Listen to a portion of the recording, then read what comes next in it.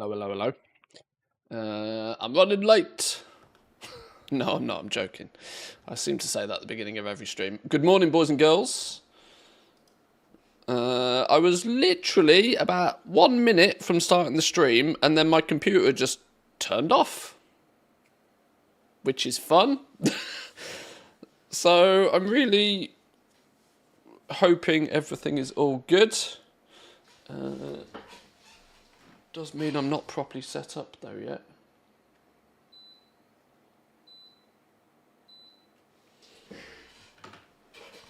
Right. Let's get some accounts up and running, shall we?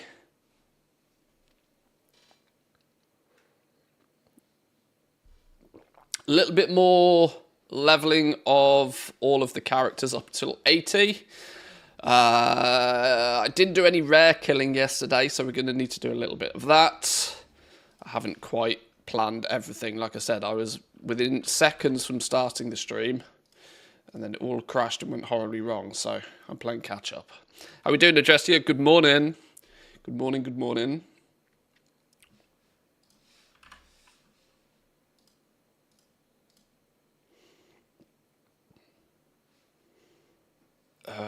Let's get you logged on, because you need to do some work orders.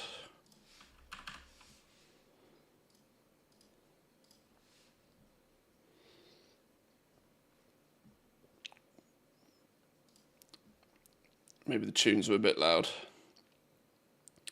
Let's keep them a little bit more in the background. And one more. Two more, actually, because we need the Demon Hunter up, don't we?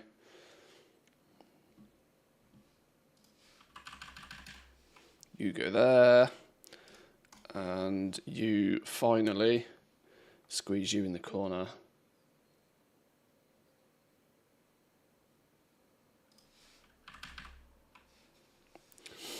Not so good. Got to leave in 30 minutes to go to the evil people that put their hands in your mouth, because I had one of my outside bones break off last week. Oh, ouch. Well, best of luck with that one. Best of luck with that one.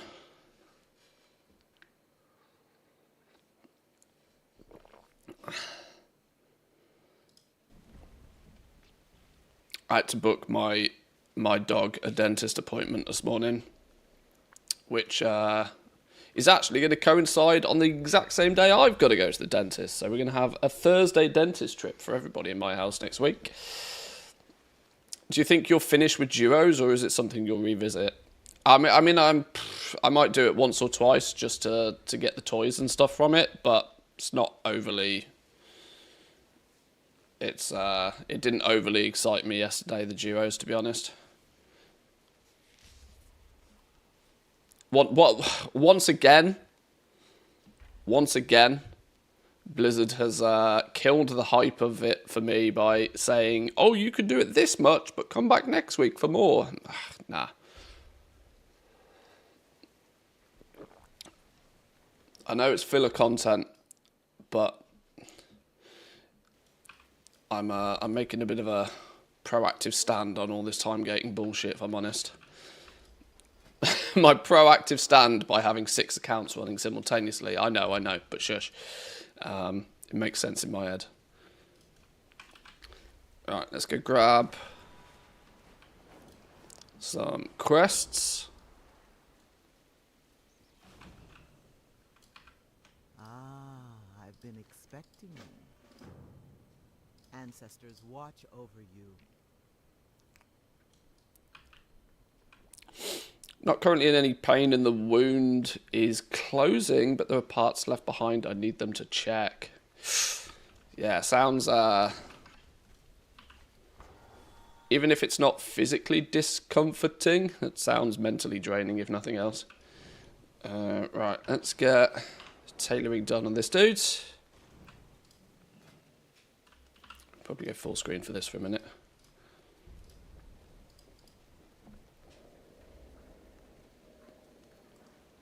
Not that one, not that one, not that one.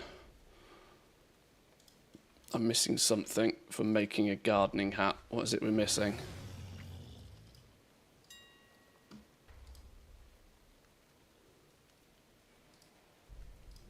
Storm dust.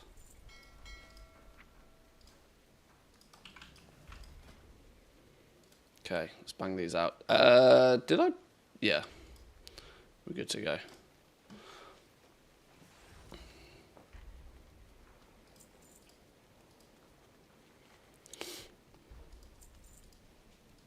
Was happy to think I was over my fear of the dentist, but guess I'm not, shaking like a leaf with nerves. I've never been the biggest fan of dentists, but I try to bear in mind at the end of the day they're trying to do as much as they can to make sure that you're not in any discomfort. So it's a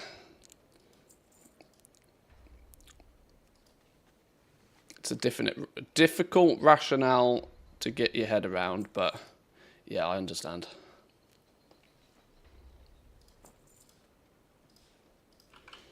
Right, let's have a little look at inscription real quick. Should have done all of this yesterday, but I didn't get around to it.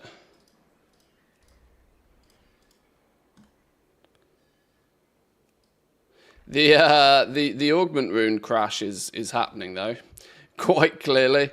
Augment runes are in the bin. They're crashing pretty fast.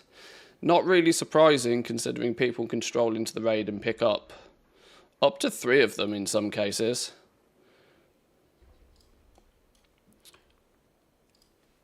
But it was inevitable. I wonder if this means that if they have kind of artificially crashed the price of augment runes right now. I wonder if that does mean that we'll get a guaranteed one in the next raid. If they've kind of planned ahead a little bit and used this as a way for people to get bonus augment runes. I mean, Blizzard could never claim that they wouldn't have expected them to all end up on the auction house rather than actually being used. Whoa, hold on, where's all the ciphers? Hello? Where's all the boundless ciphers gone?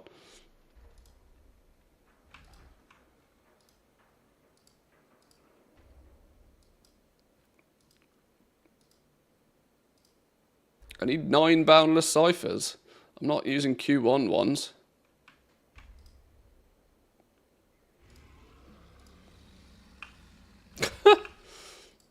Sure. Even those are expensive.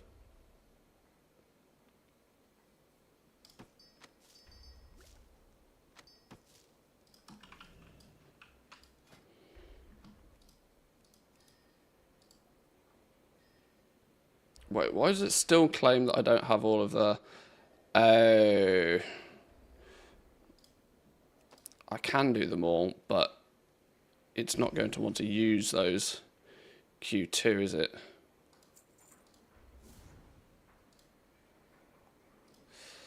Well, this is mildly annoying.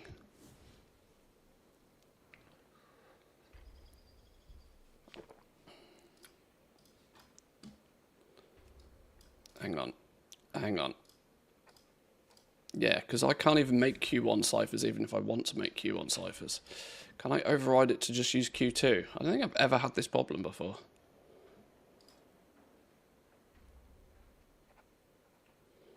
No, this order doesn't even need the... What's going on here? Hang on. Something's gone horribly wrong here.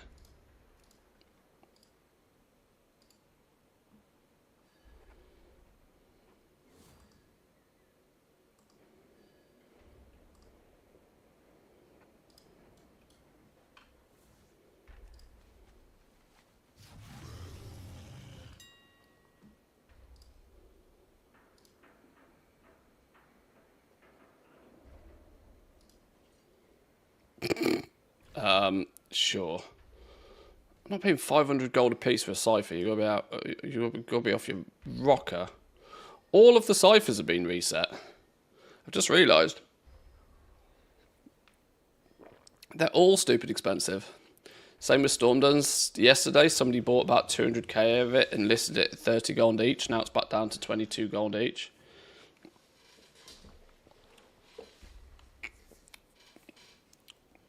That is not a lot of ciphers for the entire region.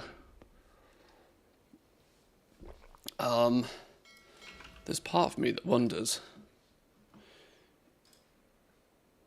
if... What's the hack to do low-level ciphers? It's to take off some of your gear, isn't it? Which one is it? That's resourcefulness and crafting speed, so you kind of still want the resourcefulness still. Multi-craft and ingenuity.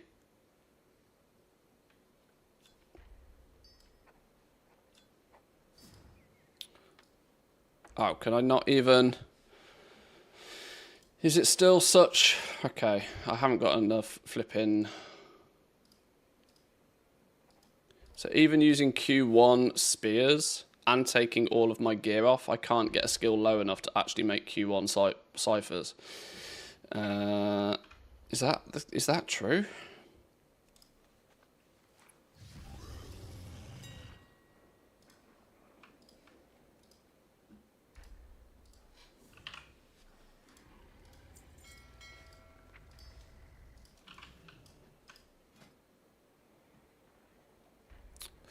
Wow, okay.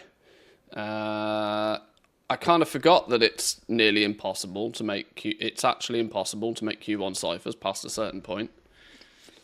The irony of that, there's nothing I can do about this.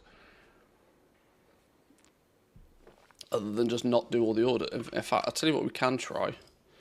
Am I min-maxed on ciphers on my other scribe? I probably already am, aren't I? Where's my other scribe? Bezo bucks?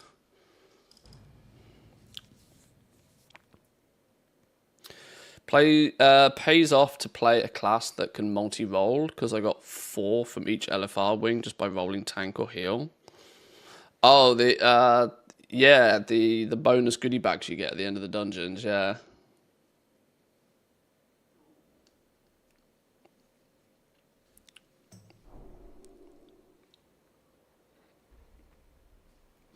That's great if you can do a dungeon fast, though. Or you're doing a dungeon for other reasons. But, you know, 1,000 gold for an augment rune. You can make 1,000 gold by doing 2 world quests. Usually much faster than you can run a dungeon, even with one of those goodie bags.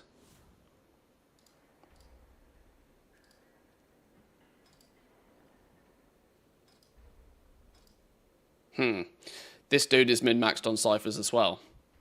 I have literally no way on either of my scribes to make Q1 ciphers. Okay.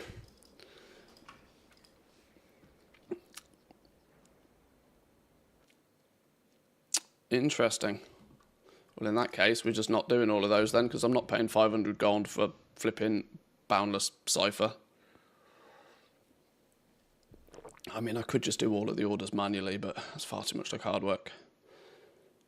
Come back tomorrow when the problem's fixed itself. Oh, especially doing LFR, by the way. LFR is like bonus pain. I'd much rather run a dungeon than I'd rather run LFR.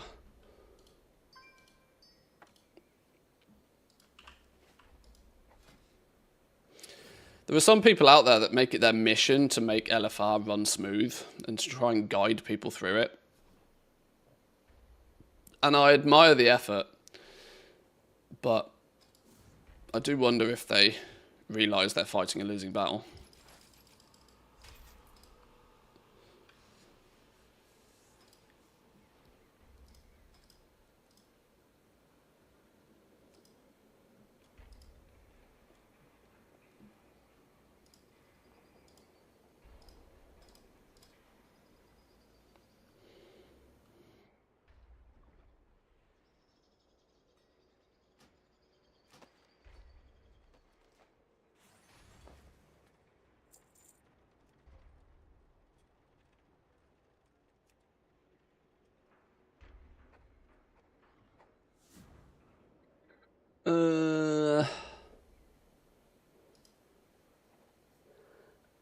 You are providing nothing?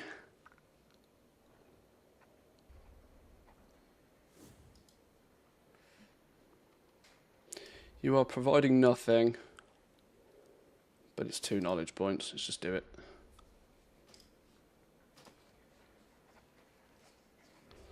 I was doing the 4 bosses for the cartel chips. Oh, well, fair enough. If that works for you. Knowledge point. 600 gold for a single knowledge point. Get bent.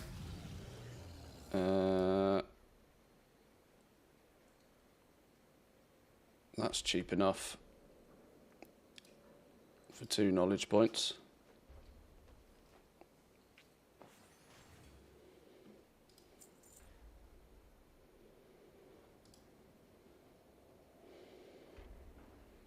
Not spending that much on 1 knowledge point. A single boundless cipher for 2 knowledge points.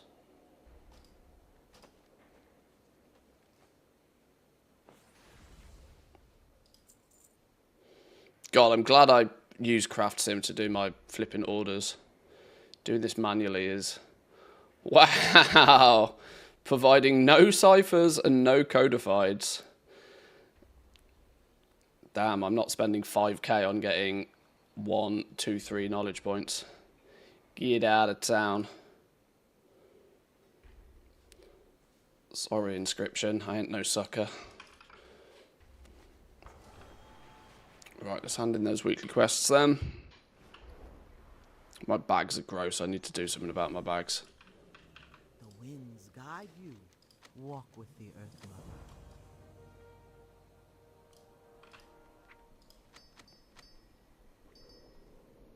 Does this dude have warband access? He does. Let's go grab a couple of weekly books at least for tailoring Inscription. I think I've got scribe books to last me a lifetime. There's scribe books. Tailoring books. My thanks for your patronage.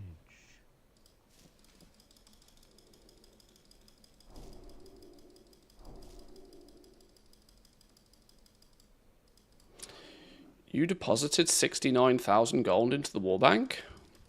Where have I made 70k from recently on this dude? I use a little add-on called Warband Miser, which basically normalizes the amount of gold I keep on most of my characters. My level 80s are meant to have 250k in their bags at all times, which I consider to be more than enough to buy anything I need quickly, whenever I might need it, but not enough to accidentally overspend on something stupid. And every time I open the war bank with the character, it deposits or pulls out from the war bank to keep the to keep it a round number, which is very handy. But sometimes I go and it either pulls gold out from when I've been spending, or it deposits. But I have no idea where I've got 70k from on this mage, over and above the 250 limit.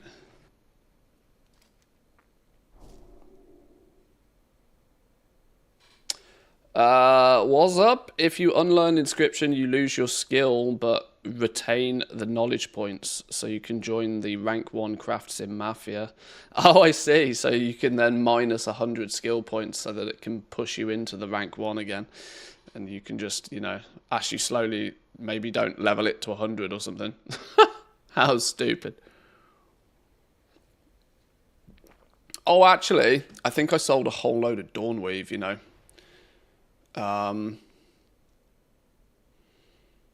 It says I haven't sold any for 234 days, which is a complete fat stinky lie. I'm pretty sure I sold a whole bunch of Dawnweave a week ago maybe. I really wish TSM would track sales again. I don't know what they need to do to fix it, but I really, really wish they would fix it. Oh god, don't put all the Dawnweave in there. That's meant to go back on the auction house. My war bank's already too full of rubbish. We'll keep the half stack in there. Return and peruse my inventory. Right, how's that doing the knowledge points over here? Yeah, don't look at the bank.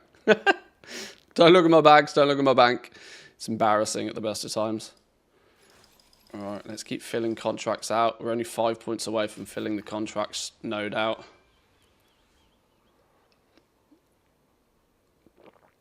Any insight as to what's up with glittering glass? No. We can do some investigating, though. I can do some investigating. What's the biggest consumer of glittering glass these days?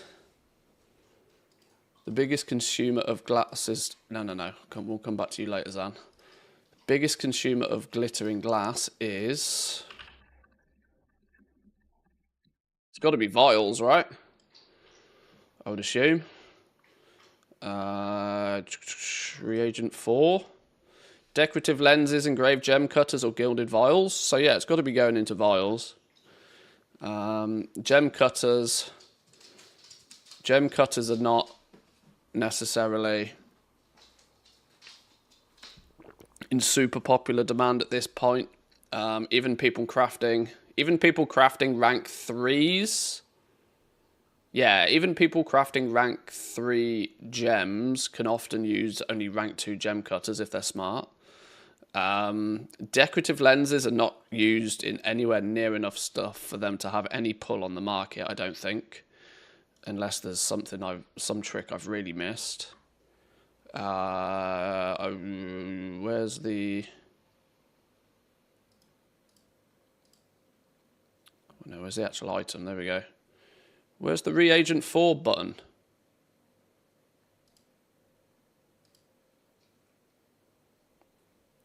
Reagent 4.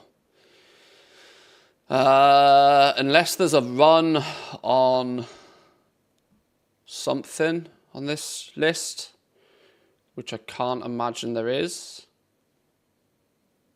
No, so lenses are not going to be doing much. It's got to be vials then. It's got to just generally be something to do with vials. So let's have a look at glittering glass real fast. Are we talking EU here? Oh my god. Like 70, 80 gold a piece? Price of these has quite quickly risen quite a lot, hasn't it? And interestingly, the supply, big supply into the market, big supply out. Big supply in, big supply out. Big supply in, big supply out. This is very spiky.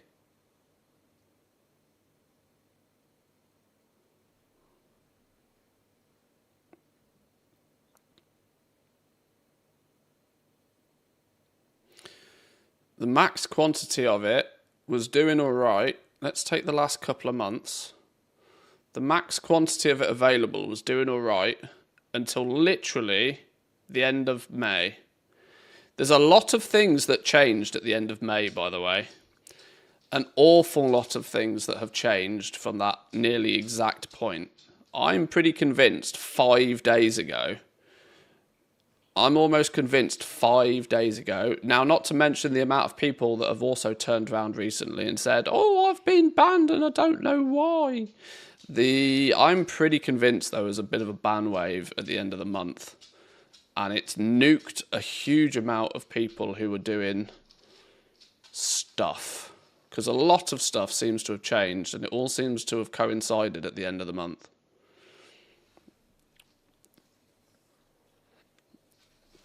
The supply had been sort of, I mean, it's spiky, sure, but it was steadily rising and the price has been some big chunks in like some massive swings in the price though on a 2-week basis.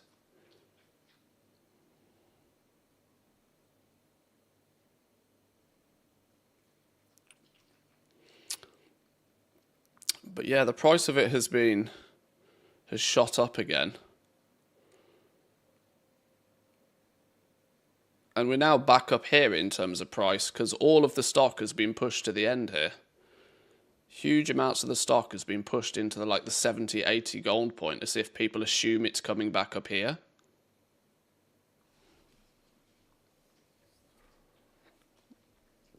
there is a long-term knock-on effect to all of this, I reckon. You know, we determined that there was significantly less leather coming into the market. With less leather coming into the market, that meant that thaumaturgists and alchemists were doing less stuff. When alchemy stops churning leather into everything else, it, you know, had the effect that it very quickly dried up a lot of the ore markets. When the ore markets dry up, the amount of prospecting slows down. When the amount of prospecting slows down, the amount of gems into the market slows down, the amount of glittering glass into the market goes down.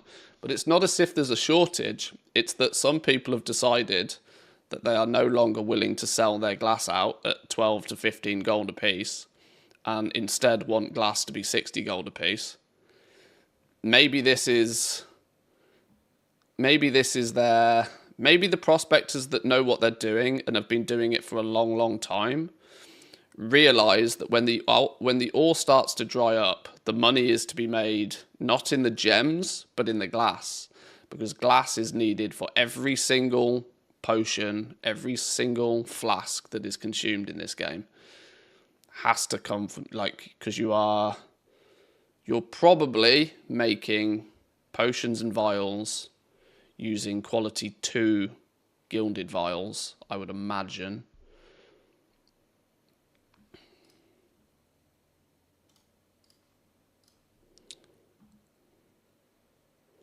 This is all very speculative, mind, but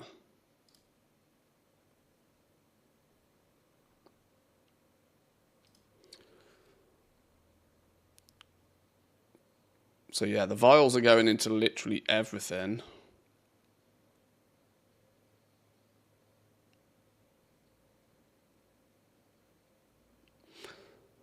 It's hard to say, but it goes to show just how interconnected all of the markets are because of alchemy these days. It really does feel like when one thing changes how much alchemists can do their thing, it has knock-on effects on everything else, which are clearly quite difficult to predict. But some people are predicting. Is it still... Is Ironclaw ore still running low? I mean, that is an absolutely disgusting amount of ore for the entire region. For the entire region, there's like 100k ore. I could prospect that in like 2 hours. That is nothing in terms of quantity.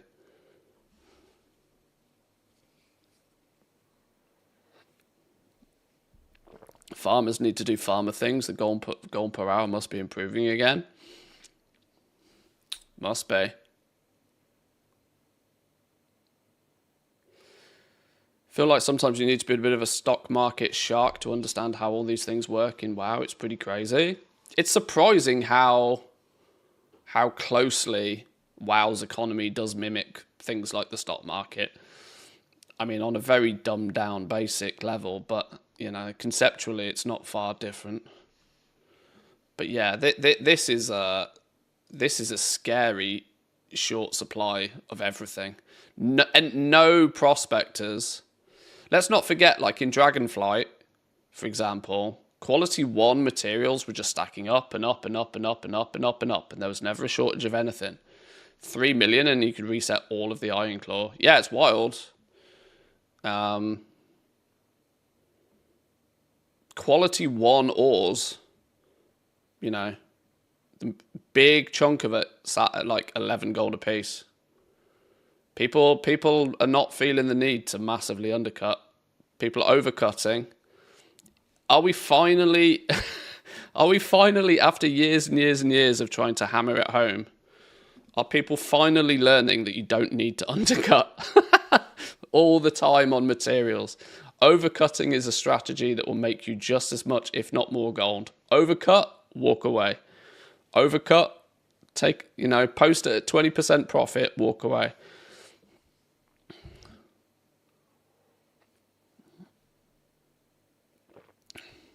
What professions do you recommend for a beginner to make gold with a small investment? If you are content with making 10 to 20,000 gold a week, pick up enchanting. If you then have lots of unusual concentration, to make some cheap quality 3 enchants and sell them. If you have a few alts, maybe put enchanting on a few of those characters to scale it up a little bit. If you are looking to make a little bit more gold, herbing and mining makes you as much gold as you put effort in. Time in equals gold out with any form of farming, really. Especially at the moment, we're doing some sort of mini market analysis to try and figure out what the hell's going on with some of these materials.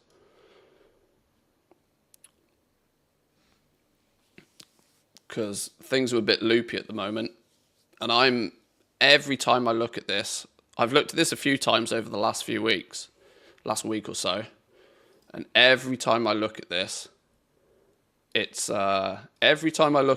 screams more and more and more and more and more that there's been a ban wave that's taken huge amounts of their stock out of the market and has kind of shaken things up a little bit.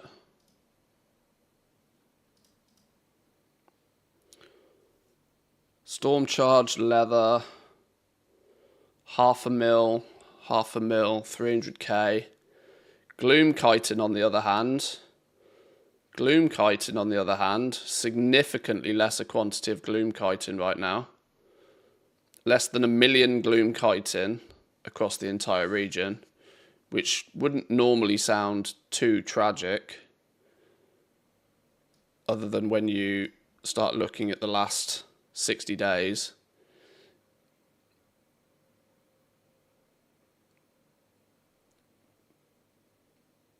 In fact, the price has steadily been declining. What happened at the end of... Although, in literally the last 30 days, the available quantity has been in steady decline over the last month. Is that relatively true for all the qualities?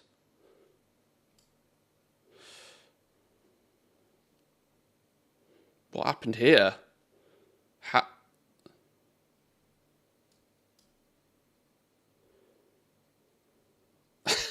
How at one point did we end up with 2.3 million gloom chitin on the market for it to then disappear and almost never come back again?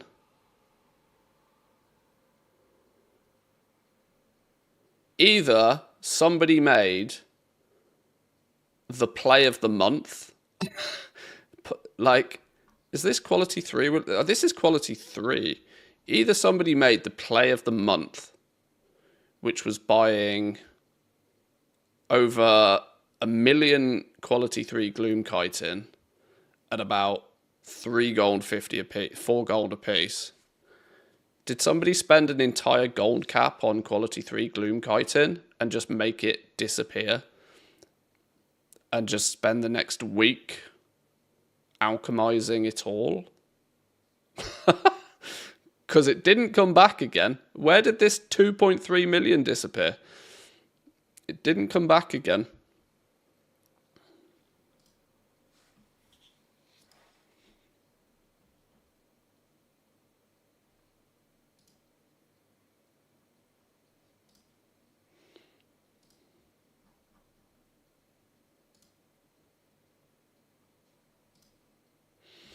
What's another... Microbloom's another common one, isn't it? Oh, hang on, let's just go herbs. So microbloom's another commonly thematigized ting. What's the situation looking like on these? Relatively steady at a relatively low quantity. Q1s, Q2s, nothing at the norm.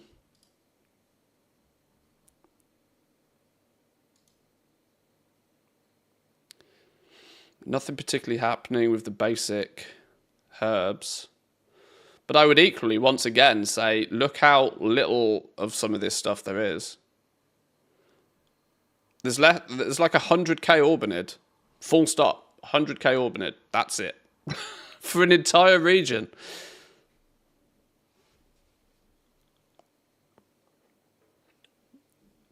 Almost all mats have been going up for the last 10 days because less farmers on retail. Well, we're trying to sort of surmise whether because less farmers is truly the reason or whether there's more at play here. Because you have to remember just how interconnected half these materials are now because of thaumaturgy. But the quantities are scarily low on some of this stuff.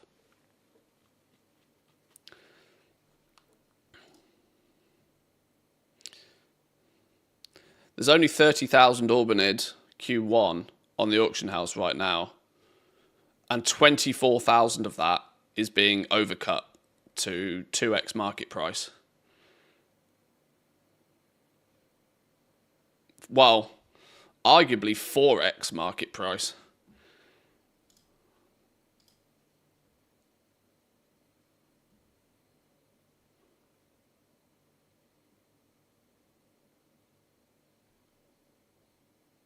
Has this just been reset? This also looks like Q2 Orbinid has been recently reset. 500,000 of it.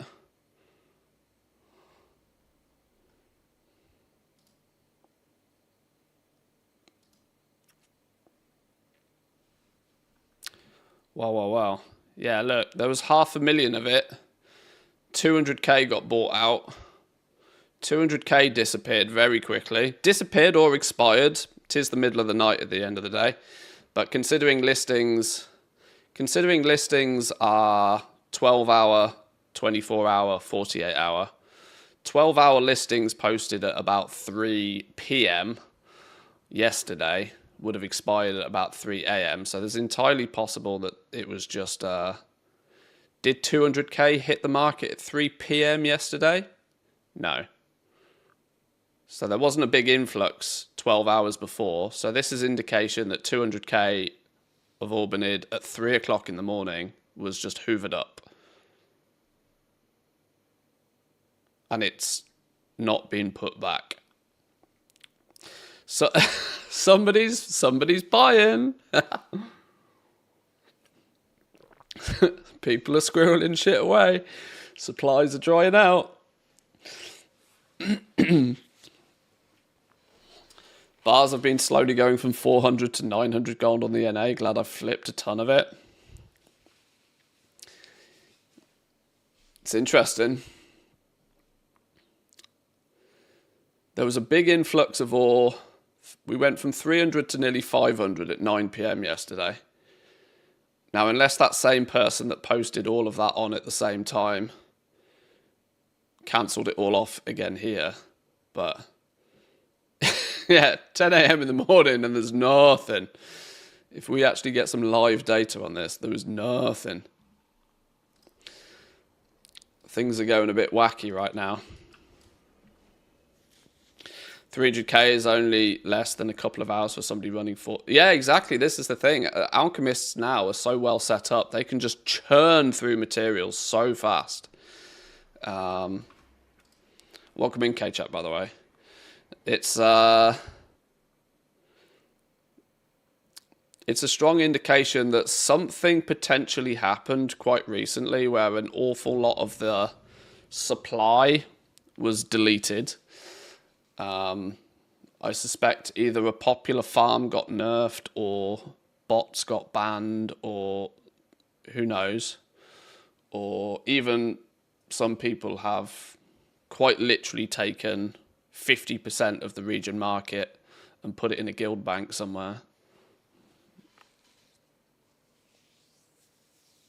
To my war bank you go, my little Orbinid.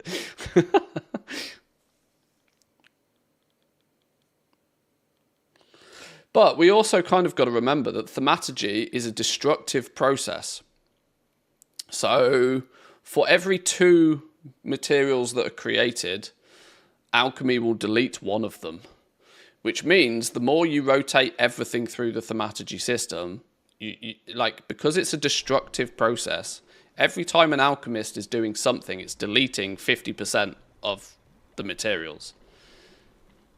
Which, if you take 1 million materials and you run them through alchemy, you then only have 500,000 materials.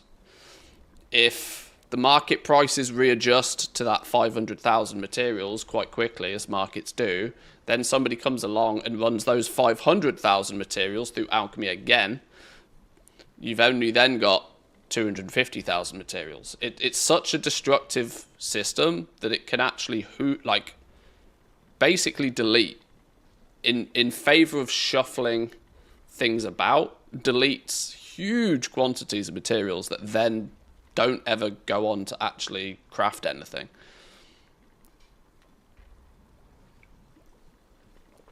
It's kind of wild to see how it's playing out. I'm enjoying watching it from afar. I'm glad I'm not too deep into heavy investing at the moment. I wish somebody would piss around with delve mats, though. I could definitely do with those going up a bit. I could do with those. I could do with delve mats going to the moon for no reason. If somebody would like to oblige. 1 hour of herbing and mining with a maxed character is about 11 to 14,000 gold per hour. Not worth it. Well, this is it. Thaumaturgy has made herbalism and mining not really that viable for a lot of people because you can get more than double the amount of cloth. You can get more than double the amount of leather than you can herbs or ore in an hour. In essence, meaning that skinning is significantly more valuable for people to do. I don't know exactly what the numbers are, but I would imagine you can probably get like 1,000 plus leather an hour quite comfortably. Probably a couple of thousand leather an hour. So the pure quantity of materials you can get so very quickly with skinning. Does anybody do 2x4 skinning on the regular to have like rough numbers of how much you get per hour?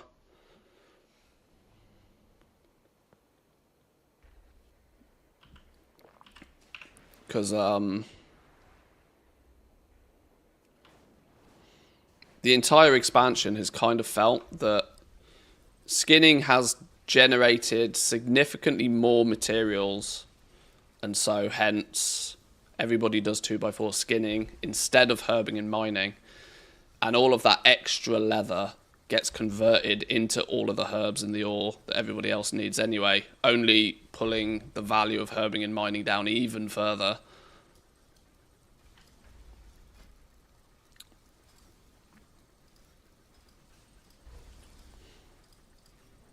I don't know, it's weird. 20 to 23k by skinning. So if you're doing 20 to 23k an hour by skinning, presumably assuming that your cloth is floating, your leather, is floating around 5 gold a piece, you getting like nearly 4,000 leather an hour? Are you really getting like over 60 leather a minute? Unless a lot of the value of skinning is coming from other places. Welcome in, Marcus. Good morning. No idea what 2x4 skinning means. Yeah, you get, like Wu says, you get 2 groups together, each with 4 characters in, and then you mass kill things in an area to force them to hyperspawn. And you kill as much stuff as you possibly can. And the group composition allows all 8 players to then loot and skin the mobs.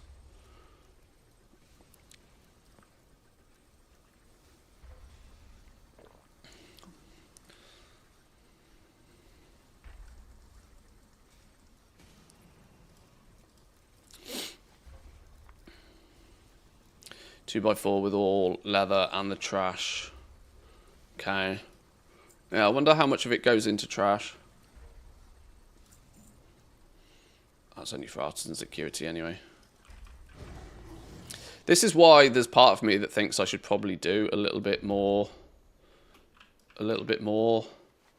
skinning and farming and stuff, just so I kind of keep up with the numbers a little bit more. Thank you for the alert, by the way, Elon. Good morning to you. Hope you're doing well.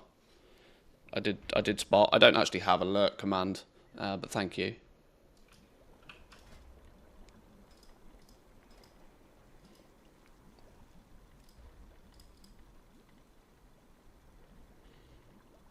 Knowledge points, knowledge points, knowledge point. Artisans and security. Knowledge point. I'm not spending that much on a knowledge point. Spanner gang's all here. You got a spanner emote yet, Elon? If not, open paint. Quick. I mean, I can't say anything. My emotes are terrible, but you absolutely need a spanner emote.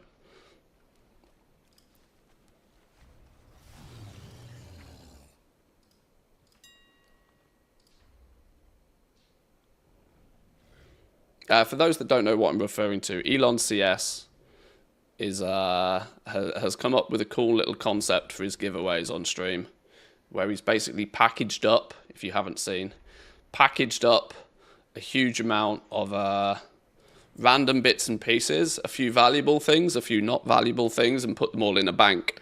And winners of the giveaways get to choose a random prize. And it seems like in about 85% of them, it's an Arclight spanner. So it's quite funny to see people pulling out spanners all the time. Oh God, I need to buy Orbit in now.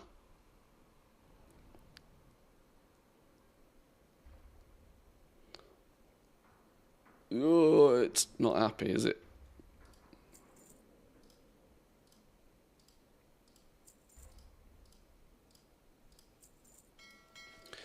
But yeah, I guess the TLDR to all of this is somebody tell Student that you can go farming in retail again. Still, tell somebody go tell the Student crew that they can come and do some farming in retail and make some gold again.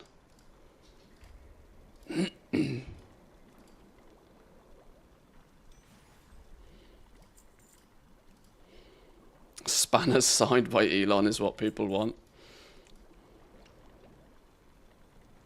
Hey, there's merch idea for you.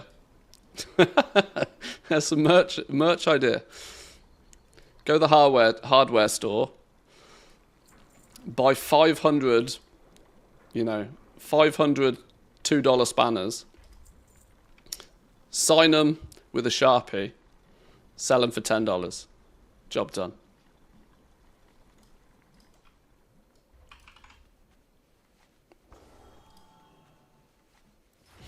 Or just make a video on it. Well, that would also do, I suppose.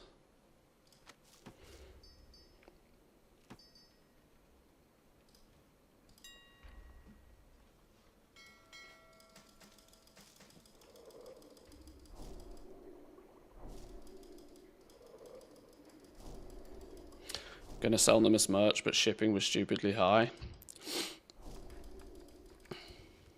Spanner NFTs. Free shipping on those bad boys. Official Spanner Gang merch. Maybe call China, see if they're making any plush spanners. I bet there is one. I bet there is. I bet you can find a plush spanner. I'm going to Google this off stream in case it comes up with things I don't expect.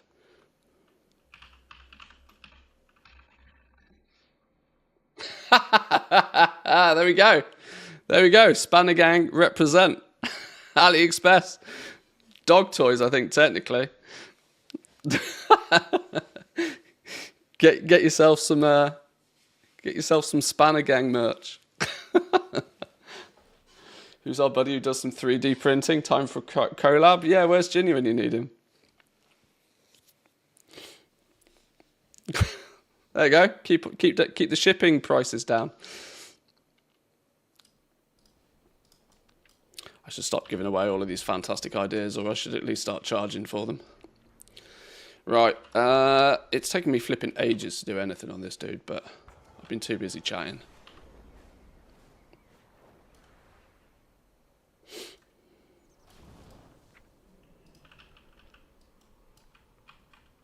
You wish to speak? Winds be at your back. I could buy them in bulk, like 50 of them for $300. Spanners combined with bottle opener for merch giveaways, but then I realised it was like $30 to $40 to ship to other. You genuinely have already looked into it. That's quite funny.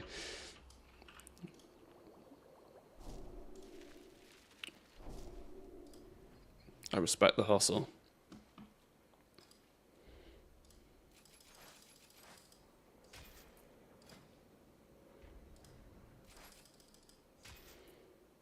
Right, this dude is then done for the day.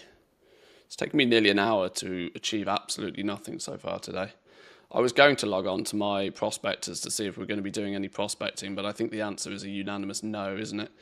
What I do need to do today, actually, is kill some rares in the Undermine. I didn't touch them yesterday, quite simply because there's trying to kill rares on a Wednesday is like swimming uphill.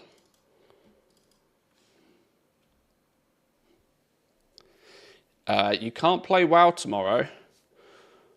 What's going on tomorrow? What's happening on the 6th of the 6th that I haven't remembered? Oh, Satisfactory go 1.1 tomorrow. I had the 12th in my head for some reason.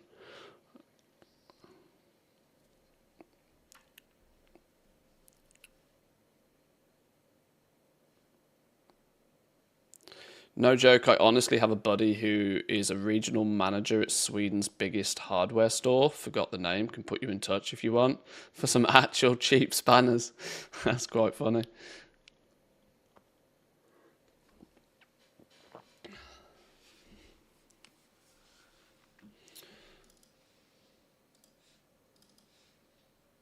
Right, let's, I'm not even in the right zone.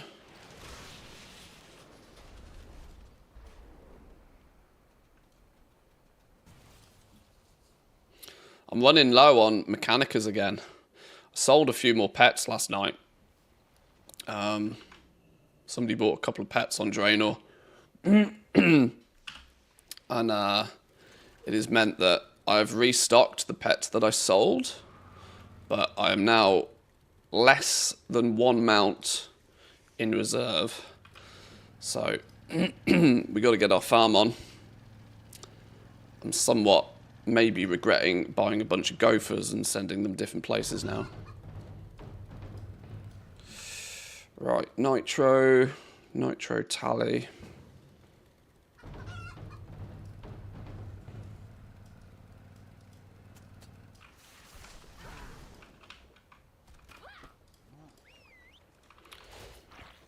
Good that you're getting a few sales. Yeah, it's weird, right? The sales seem slow, but the reality for me is the sales are still frequent enough that I'm selling just as many as I'm farming. So in that regards, I can't really do much better than I already am, other than to raise my prices and sell them even more slowly at an increased price per. But to be brutally honest, at the moment, considering I've spent so much setting all of this up, I'm kind of happy just to get the revenue, you know?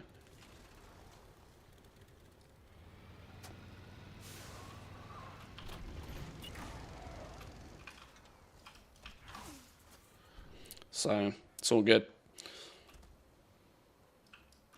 No, come back this way. Guards can kill Nitro, look. Boom.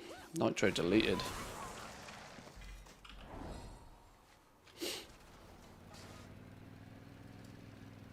How much market research have I got on this dude now, actually?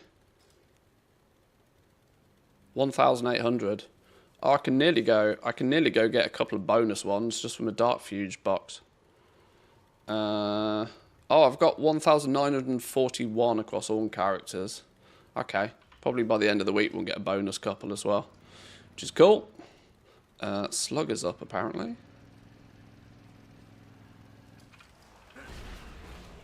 Oh, I've also requested from Twitch that they give me access to 4K streaming, which might mean soon, TM, that we might be streaming in 4K on Twitch, so it will get rid of all of the blurriness. YouTube will potentially also then be able to go 4K as well, obviously for those that have the internet and the screen capabilities, which is geeky level exciting for me.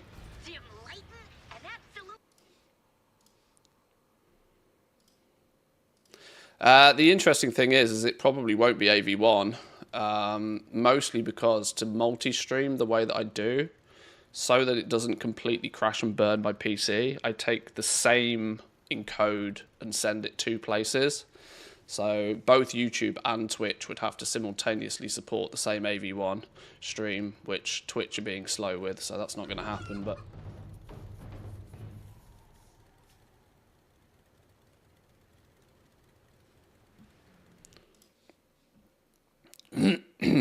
do wonder if Twitch wants to do 4K streaming, seeing how much the insane cost of 1080p is already. Oh no, they are. They're pushing for it. There's already a beta test for 4K streaming with Twitch. You can actually search, and you will find a few streams in 4K. But weirdly, they seem to be people that are just taking their 1080p stream and just outputting it in 4K. So it's not actually really annoyingly, the people that have access to it don't really seem to be the most tech savvy people that know what they're doing with it, which is why I've requested them to give me access so I can play. Nitro, Swigs, Tally, we could do with a thwack kill, or alternatively we go on a quick world tour and see if we can grab any of the weeklies.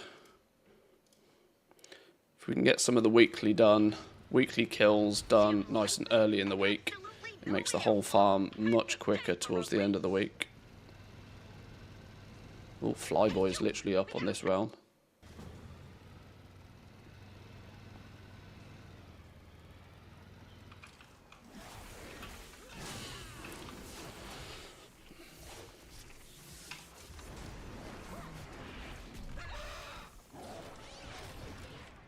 Three years they've been talking about AV1 streaming, but where is it?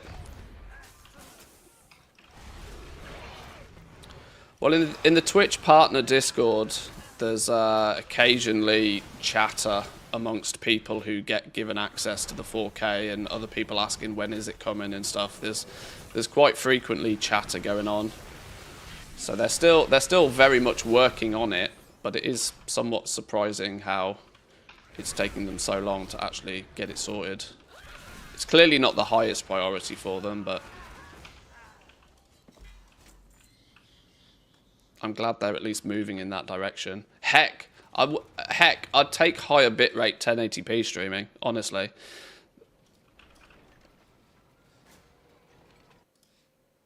I mean, I've got gigabit internet. Capping me at 6K is just flipping useless.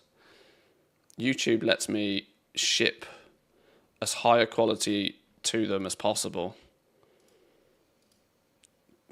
To be capped at 6K is just bananas. How you doing, pal? Keep cool.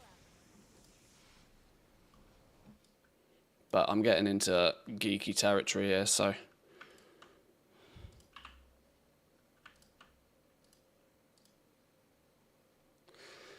no junk wall, no Grimewick up anywhere? Sad face. Alright, what's going on down south?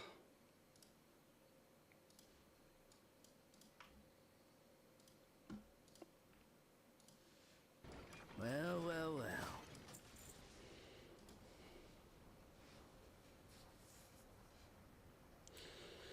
They said it will save them about 30% of the cost of streaming. Well, they've also offloaded the encoding to us. So they're not even re-encoding everything that gets sent to them anymore.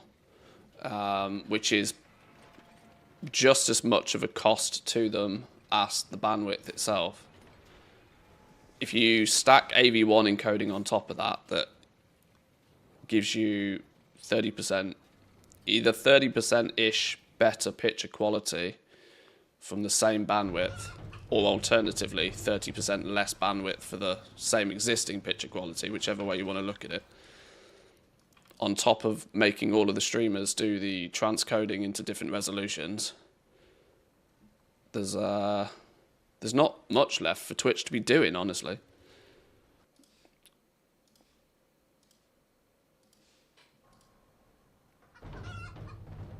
Oh, now Junkwall turns up. Son of a... This is the frustration earlier in the week. Everything spawns exactly when you don't need it to. Ah, no, not the logout button.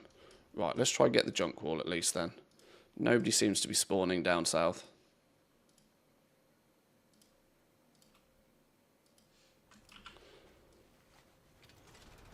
Cautiously trying to not spend too much time on each team, because we've got to rattle through 20 of them.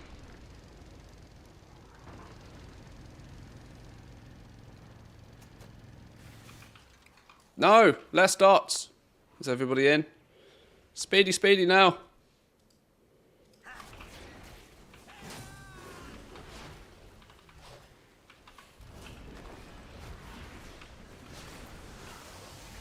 Right, that'll do.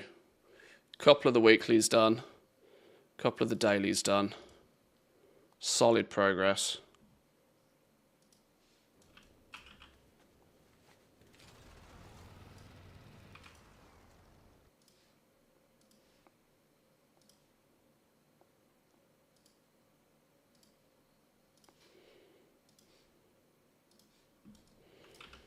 Okay, next team.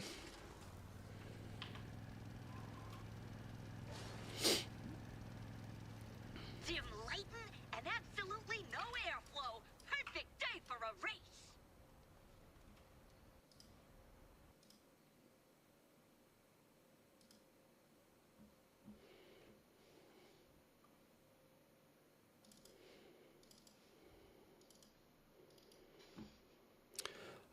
Entirely forgot to check the mailboxes or do a sniper scan on that team for realm-related deals, didn't I? Whoops.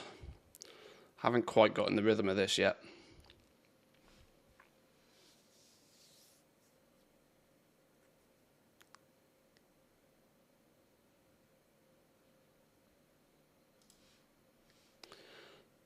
Thwack is up on 1. It's not the most interesting of starts, but we'll take it. A rare is a rare.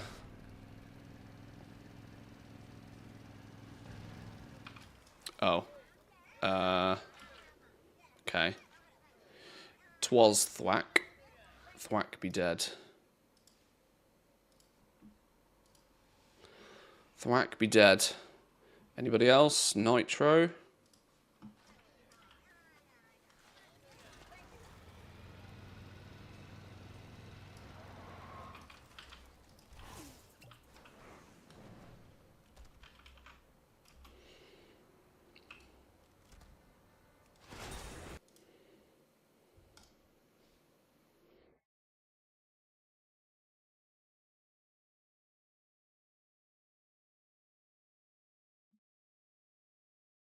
Ah, stop.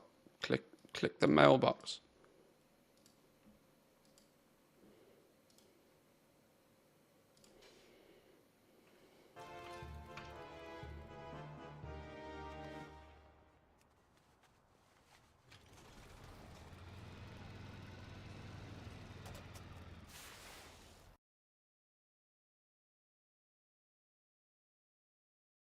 Any more? Can't carry any more of those. What the hell is that in my bags? What can I not carry any more of? Swirling time walking vial. Well, delete it then, stupid game. Oh, where's swirling time walking vial? It's a quest item, right? That's probably why.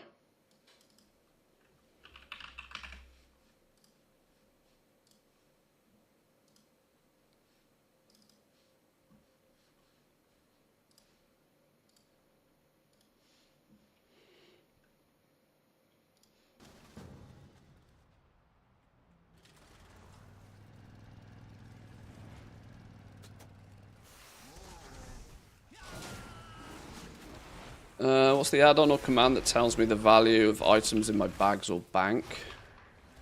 I can't remember off the top of my head. Give me a minute.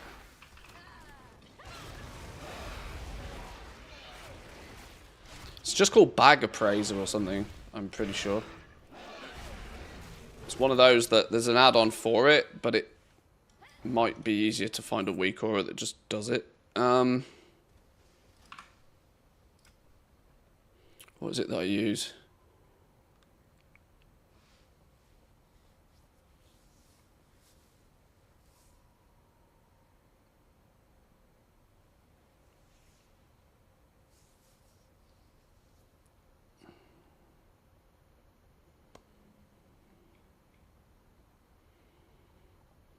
I can't remember.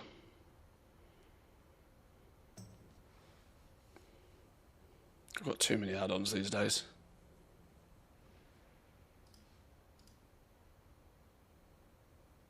Bag Appraiser. There we go.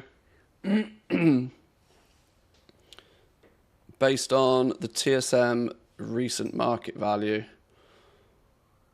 Warband, bank, the regular bank, and bags all separated.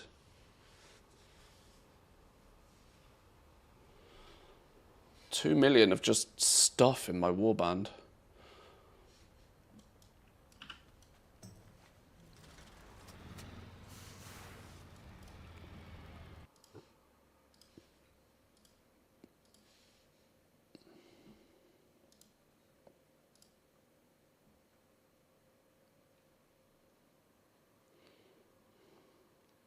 No rares showing up.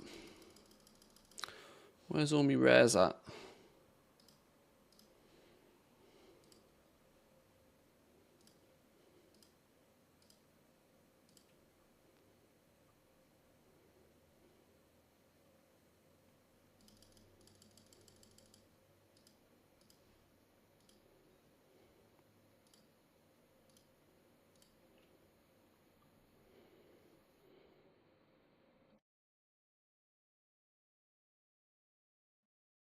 Swigs.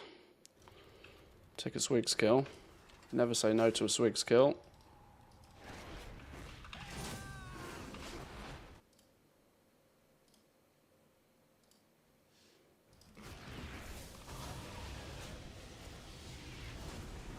Oh, have people been doing their 8 mask runs, by the way? Is with the extra talents we can get in Visions this week, does it make an 8 mask run more feasible without too much stress? Or let me rephrase it. Can a dum-dum like me do an 8 mask run these days?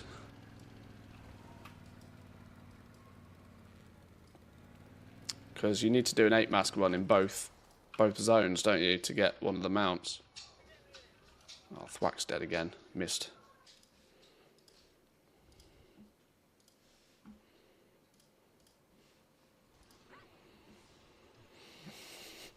Still nobody spawn in. I don't want to take them on a world tour until I finish the sniper scan. If I want to take them on a world tour at all. You're clearly not finding anything. What we've got going on over here. Dalaran Portal, Outland, Tomb of Illusions. It's pretty cheap for a crafted item, but for some reason somebody's posted 7 of them, so I'm not overly interested. One single person is posted 7 of these. I don't think I want 7 of them. Especially since they are crafted. But they do sell reasonably well. Maybe I'll just buy his 7 out. Send them other places.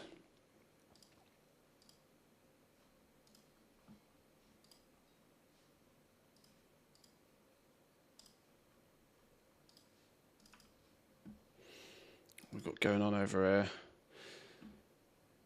What in the world are these? They're bindings again. Braces I always feel are a bait on any MOG. Because you legit can't see them ever. Yeah, we'll pass on those. A battle pet. Oh, Batty. That means something different in parts of the United Kingdom. Okay. Interesting name for a pet, sure.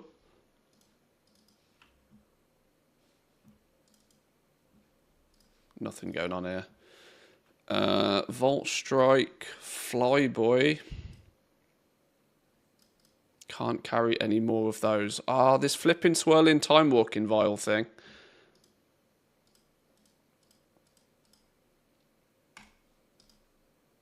Can't delete that item. Flipping Nora.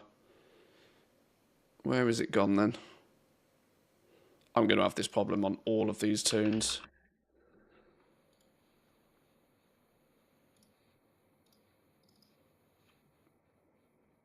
Maybe we'll leave a world tour for next time.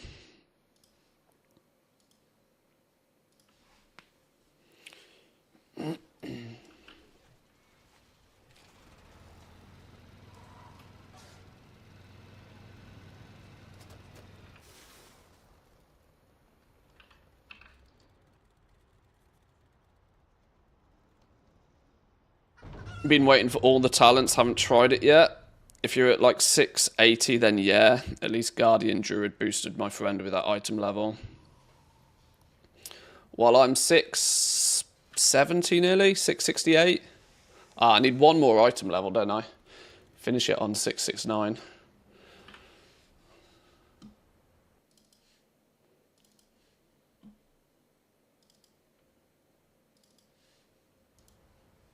So maybe it's possible. What's the rare weak aura you have? This is actually an add-on. It's just called Rare Tracker.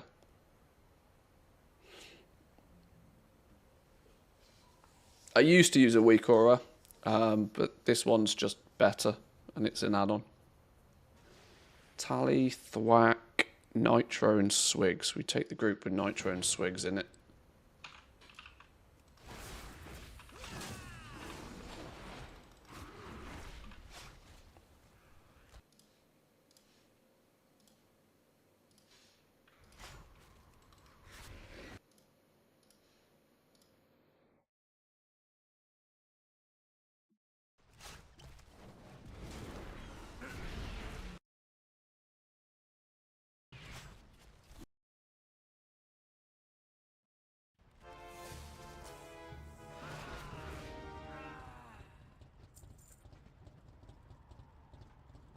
Is this realm got everything up?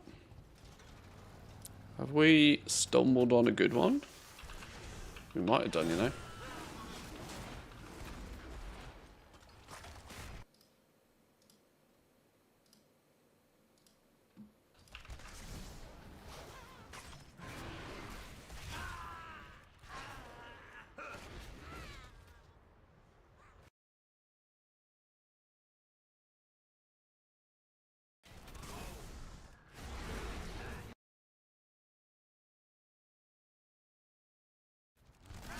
Oh no, I let my pet die. I should maybe pay a little bit more attention while I'm actually killing the rares.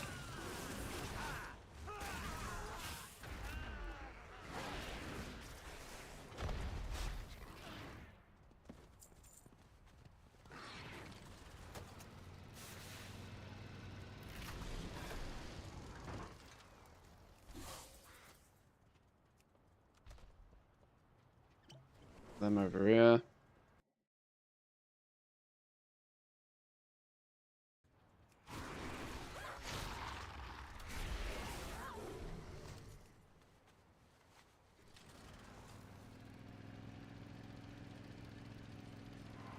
Yo, 4 for 4. Love finding one of these shards. This means I'm very tempted to fly around and actually scout for some others on this shard.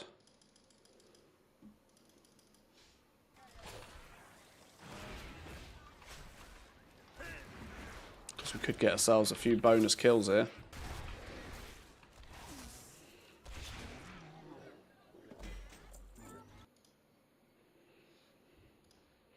Let's move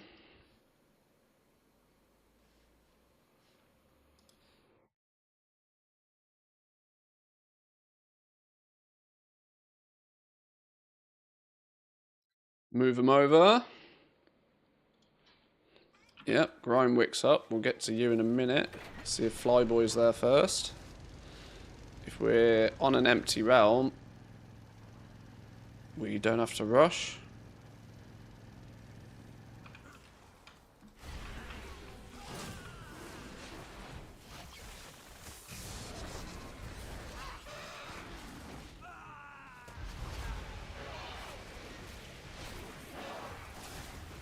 Bag Appraiser doesn't display my guild bank and war bank values, even though I've opened it.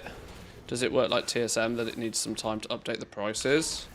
I'm going to be honest, up until you asked me about it a minute ago, I haven't even thought about the add-on in months, so I genuinely don't know. It might just be out of date or not work as expected now, or I don't know, unfortunately. I think I installed it once upon a time for a quick snapshot, but I don't use it very often.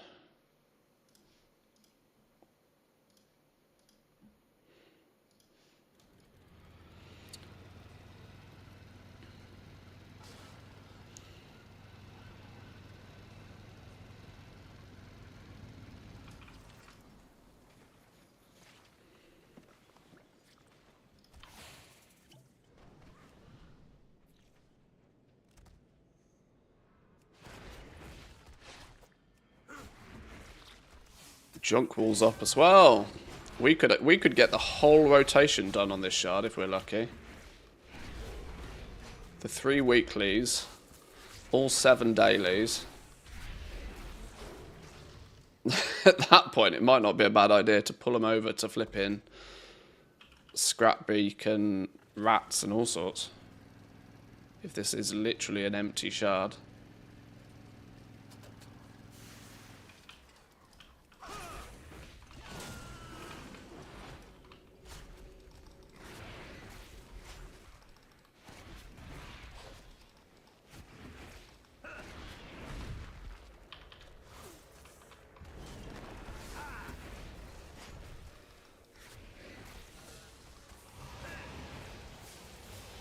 Yeah, I'm deliberately standing far away so the rare doesn't actually target me, but he still seems to be targeting me. Oh well. Well then maybe we just get up in his grill. Twilight Dev him to death.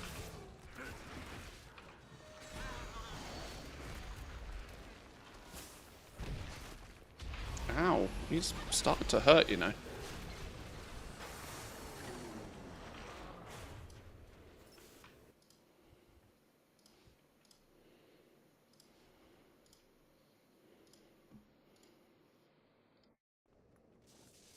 Right, Vivi and Candy need to turn up now. Interesting.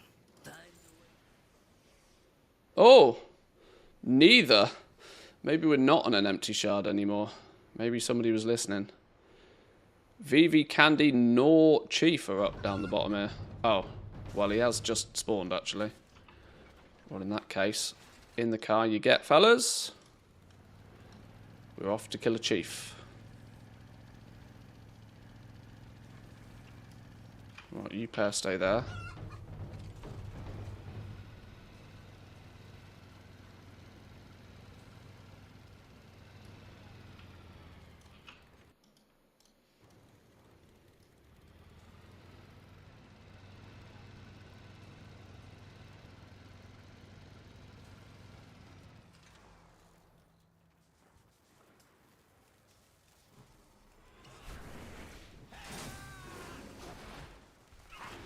Right, this dude's also slightly annoying to kill, but I realised the other day that you can actually ever so slightly outrange his rockets, which are the only thing that do damage to me.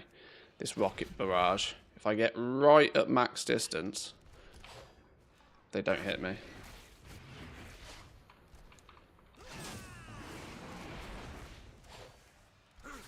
And pet do pet things, and we win!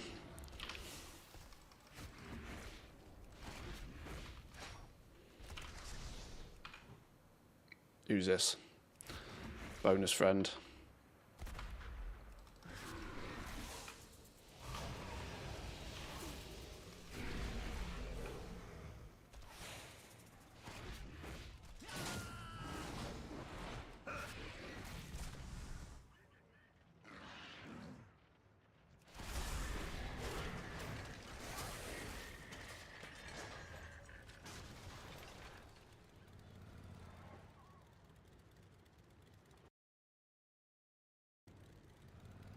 Vivi or Candy respawned. Oh, these guys are all level 80 as well. I've just realised. That means we can open dumpsters on each one.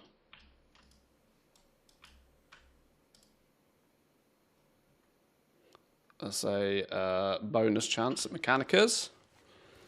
One advantage of them all being 80.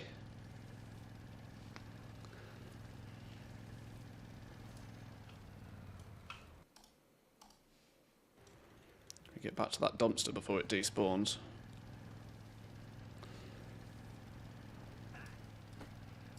Oh no, shit, somebody took aggro.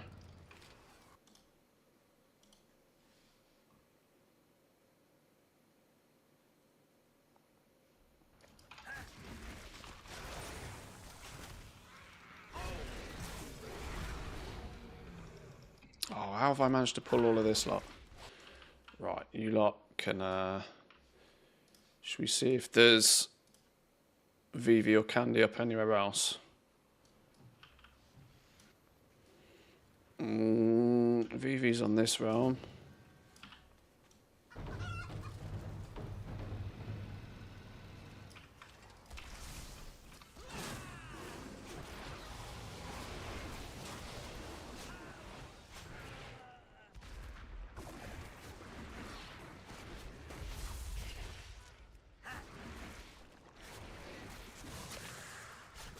I'm kind of happy we got all 3 weeklies killed though on this team without having to wait even a minute to do it, which is, if they were all that streamlined, I'd love it. Dark Fuse is apparently up there, but I don't think I can be bothered to drag everybody over there. Right, these guys get a trip home then.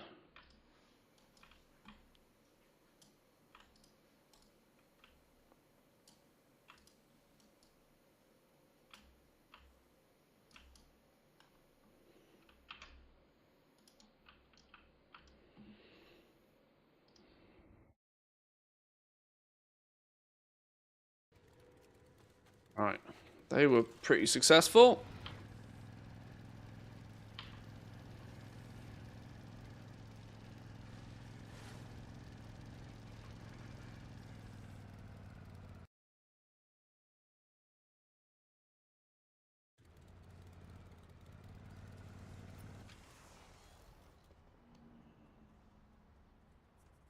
Right, next team.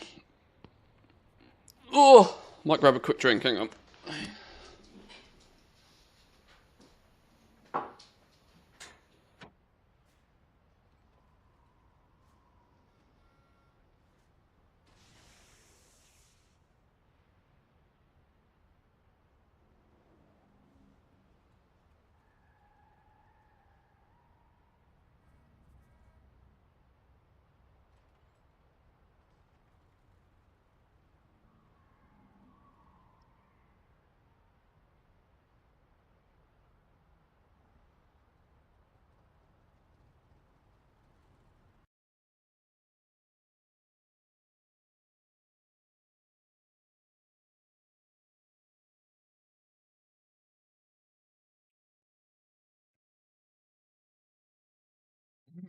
Hmm. I'm probably not now going to have like one big weekly opening of the mailboxes for these dudes, since I'm more likely to be spending time in their mailbox, if you know what I mean. Which means I'll just open everything. It's easier to just press the open all button and just deal with it.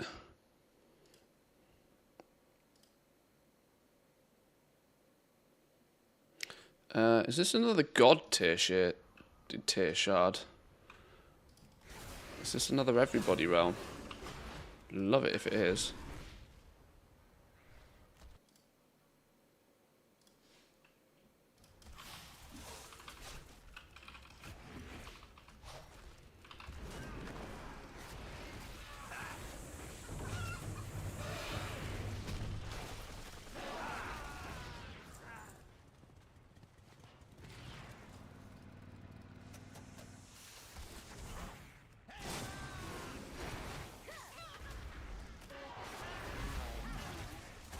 Maybe nobody's in the Undermine today. Maybe everybody's tinkering with visions and being dastardly. Which, I don't object if that's the case. If I can blast through these teams and find relatively empty shards every time, it'll be a good day in the office.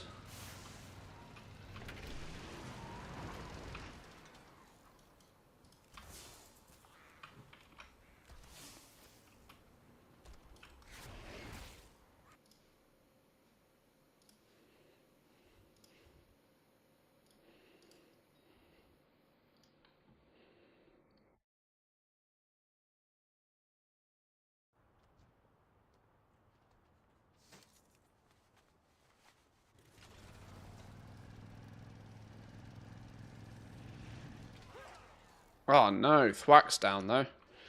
It means it's not completely empty. Or either it's recently empty.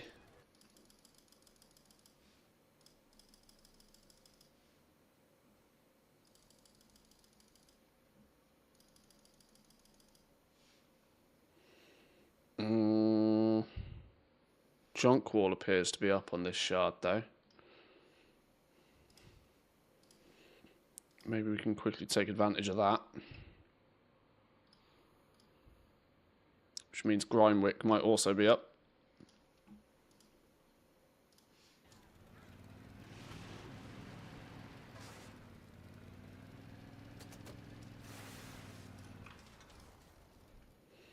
Grimewick is up.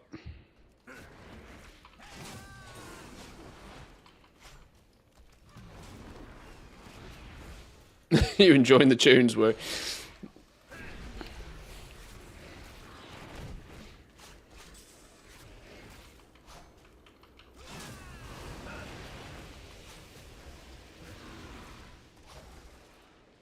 Flipping, yes, last night's stream got copyright struck on YouTube. I flipping played 30 seconds of Zamash's YouTube video where he's got flipping copyright music all over the top of it. And yeah, the entire stream got claimed. It's like, for fuck's sake. This is why you don't click on random YouTube links, not with audio playing.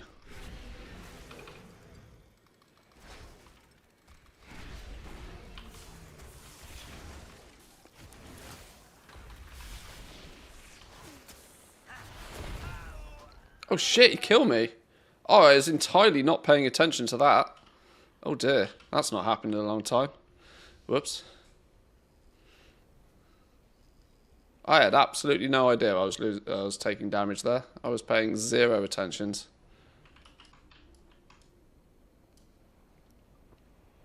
Are we doing Bikoto? Welcome in. Good morning, good morning.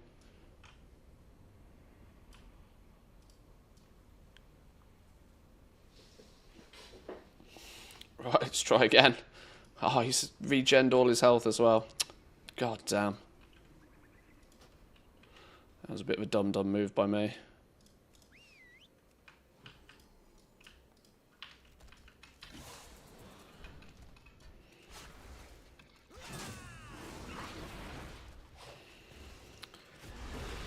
Max range him and he doesn't shoot you.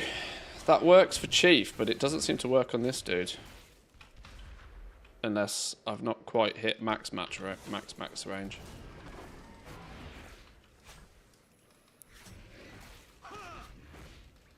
Oh yeah, maybe his scrap shoot doesn't quite reach.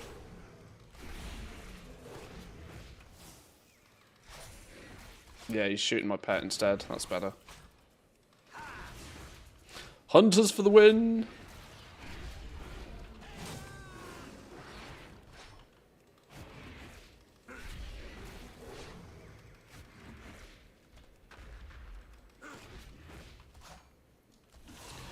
We can live with occasional death. It's fine.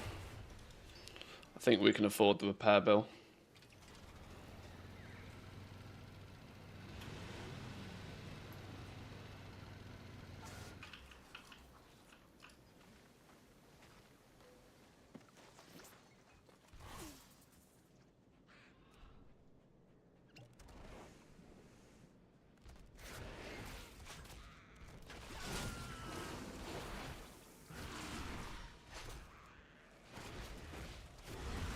Oh, Slugger's up as well. Oh, it's all coming together nicely today. We're literally dancing from one rare to another, to another, to another. Zero downtime is what we love.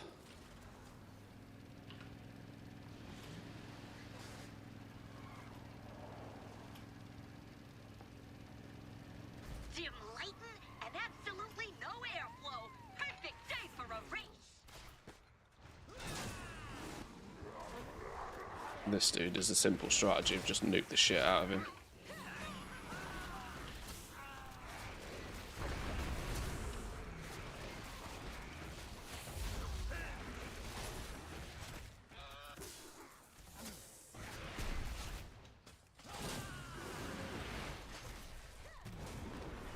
Oh, don't pull everybody though.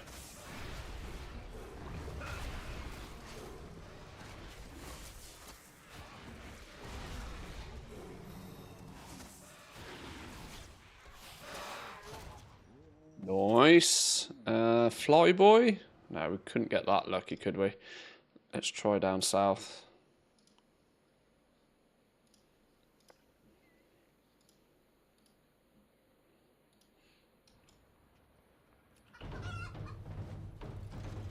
Candy and Vivi. We take. Double win.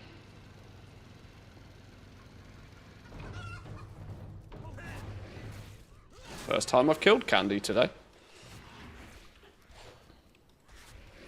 Oh, now Flyboy's up. Flipping now. Right, we'll go back and get Flyboy in a second. Trying to wake up a bit, have an adventure in the rain outside. Yeah, I was pretty surprised to see it was been raining today. Good for Mother Nature though. I don't object. Good for me garden. My lawn needs some water. The dogs, on the other hand, they were pissed. They were like, "What is this? I thought it was summer."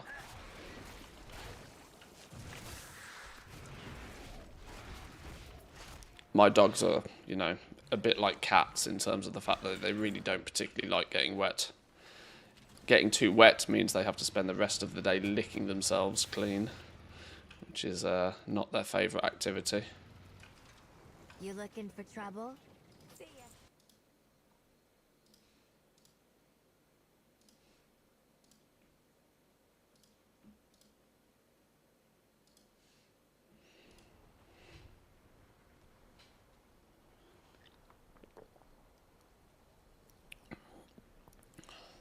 No doggo raincoats.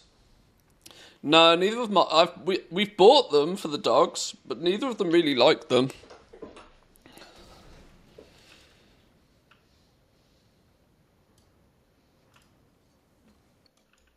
So I'm not about to start forcibly using them.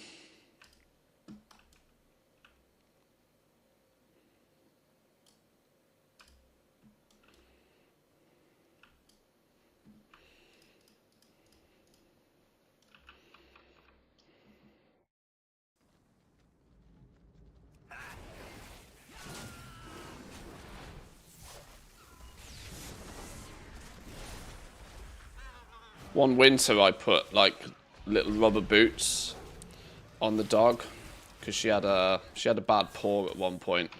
She like snapped a nail or something, and so we put little boots on her to go out in the winter.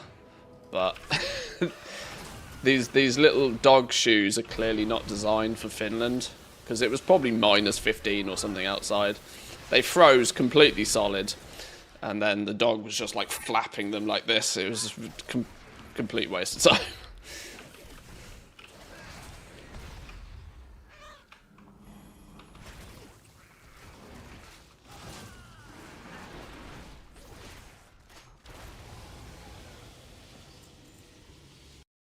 There we go, that'll do. These guys are close enough to loot manually. Get the goodies. Get the market research, get the Valor Stones, get the all of the above. Right, I'm going to send these guys home now. They are done.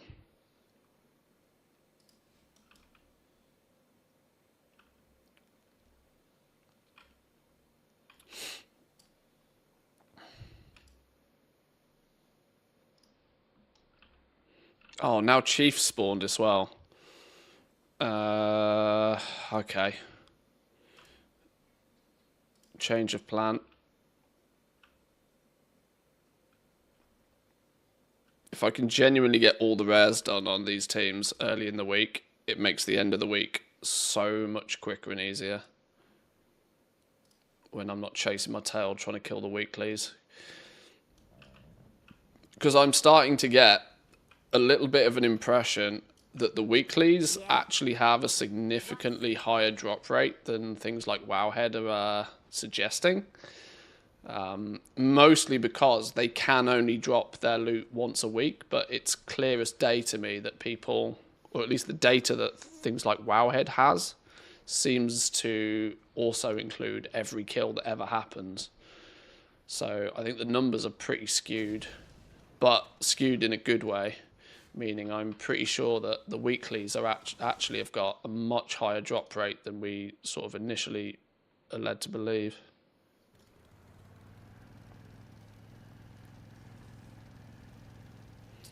So, as annoying as it is to cart everybody around a bit, I think it pays off.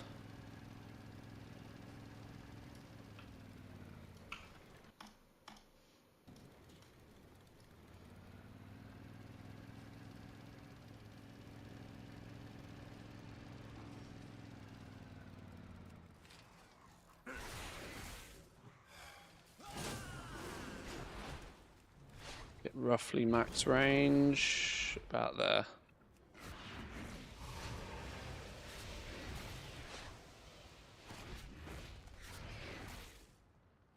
Why would our Wowhead overlords lie to us? It's not so much of a lie, just a bit of a... The way that they scrape their data might not take into consideration the fact that you can kill something multiple times in a week, but that doesn't mean it's going to drop loot each and every time. And I think the general rule with rares historically has been that rares are a daily thing.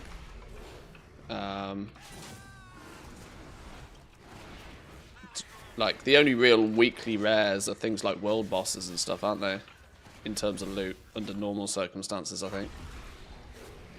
So these weekly rares in the Undermine are a bit of an oddball in the first place, that you can only get loot from them once.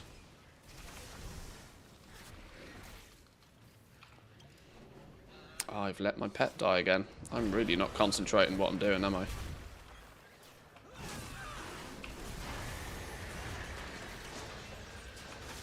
Oh, I stood in the explosion and nearly died.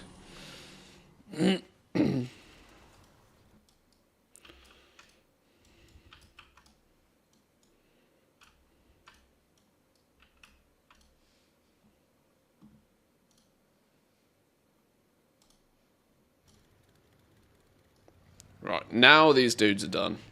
Now we can send these fellas home and put them to bed. But it also now means this team is very quick and easy to manage on the daily for the rest of the week. They've got the weeklies done.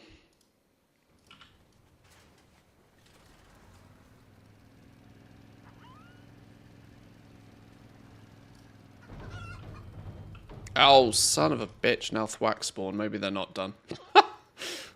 Can't move for damn rares today. I shouldn't complain, but I'm not used to this.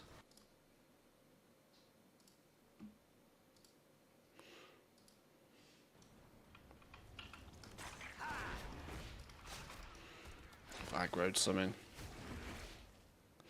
I've both aggroed something and also simultaneously forgot I'm a hunter. I just feign death. Easy peasy.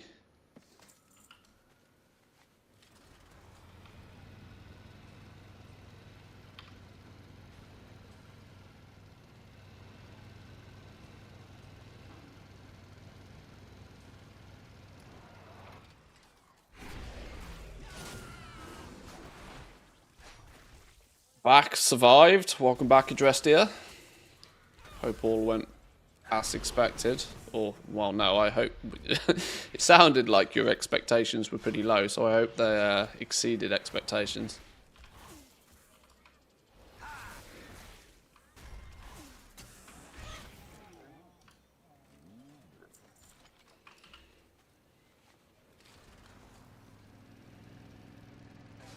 Dim lighting and absolutely no airflow. You know, I'll have to report your comment on it to them.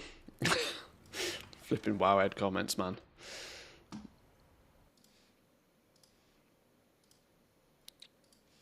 The wowhead comments on most things are just an absolute shit show.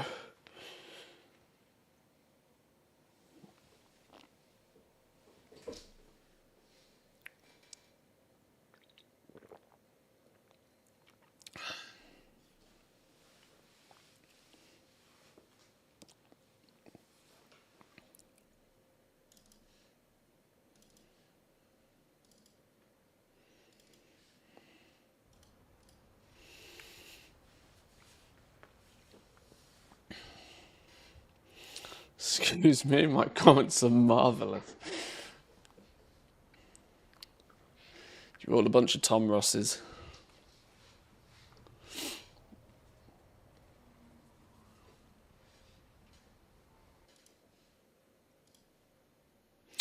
Swigs Thwack Nitro. It's a solid start, we take that.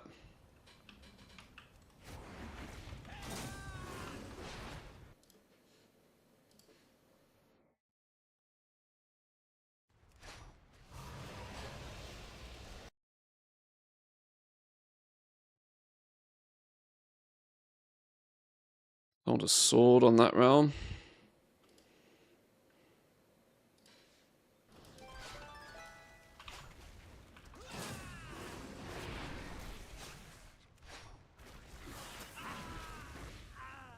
Well, what's going on here? All these characters are getting multiple copies of that stupid time-walking vial in their bags.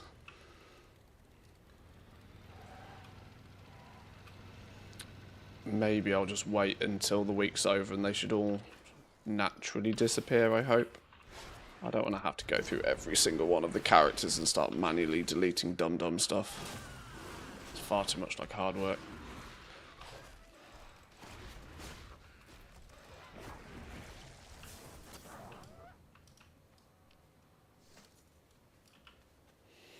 Drops for all of them unless they're on the quest, yeah.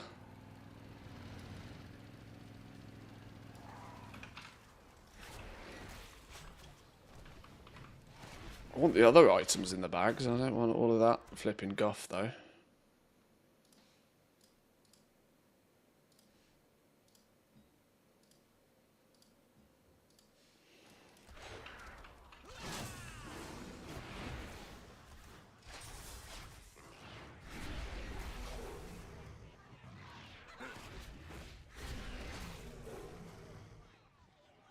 Right, well, that's 3 of the rares anyway. Nitro, Swigs. We could do with a tally kill, preferably, if this realm has got one. Let's quickly get this lot posted, if nothing else. Then we'll scout for a tally and decide if we're going to go on a travel. Junk Wall up on one realm, Dark Fuse on another. The weeklies don't look super lucrative, although should we give the Junk Wall a go? And absolutely no airflow. Perfect day for a race.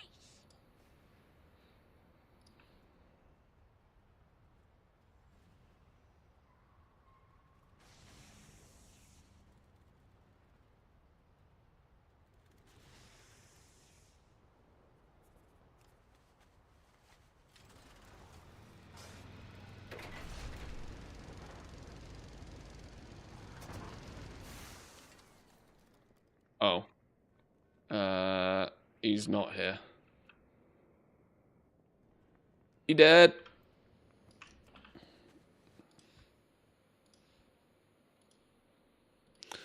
Is he up on any other shards? Negative, negative, negative, and negative. Okay. Chief is up on this realm. Let's try down south.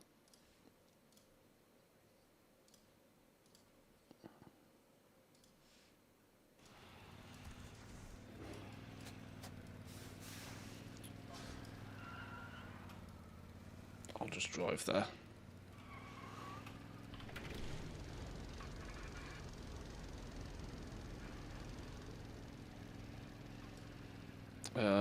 No VV, no thwack, but let's see if we can quickly grab this chief kill.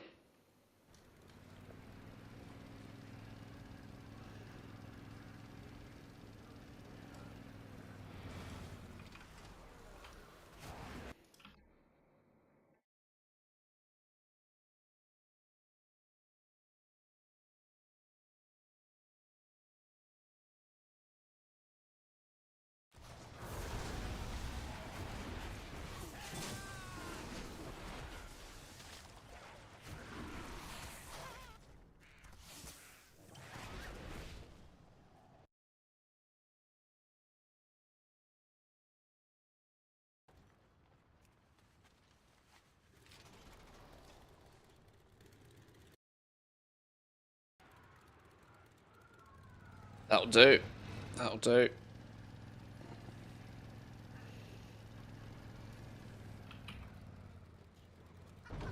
Drop you fellas off. Oh, sluggers spawned as well.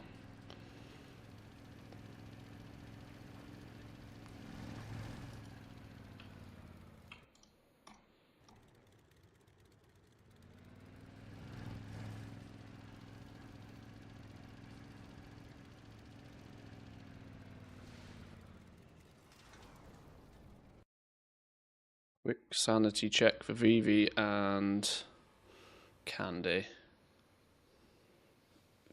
Candy's on this one.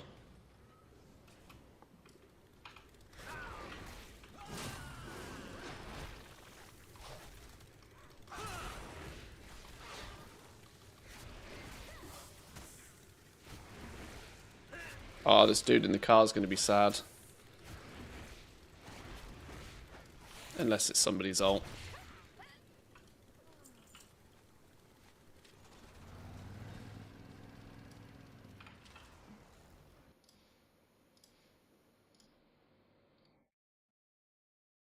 How are we doing, Tammy? Welcome in.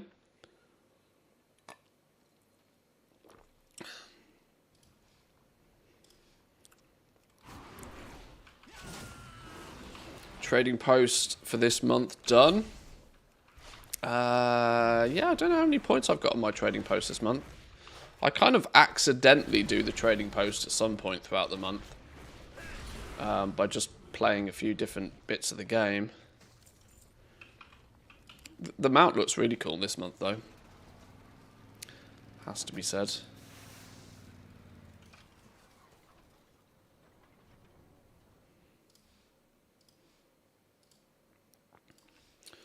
Right, let's get these guys back home.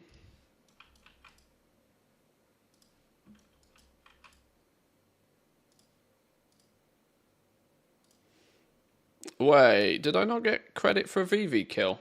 I swear I killed VV a second. Whatever. Is this my problem? I might have not grouped up for it. What? Flyboy is up. Tally's up on this realm.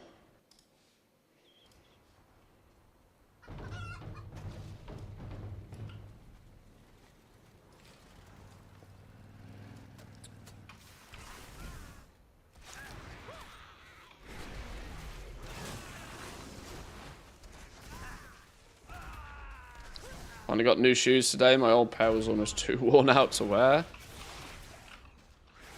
New shoes are fun. As long as you can avoid the blisters, new shoe day is always a good day.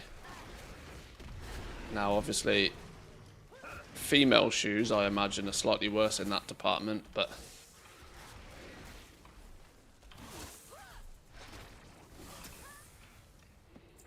I haven't got them with me in the studio, but I bought a new pair of bright red Adidas trainers the other week, which I've suddenly realised in most lights doesn't look red. They look very pink. In natural daylight, they look red, but everywhere else, they look very pink. I don't mind though. I can rock pink shoes.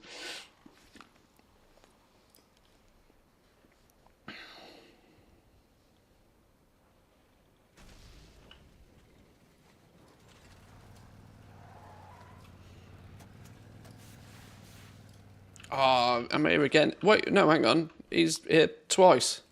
What's going on here?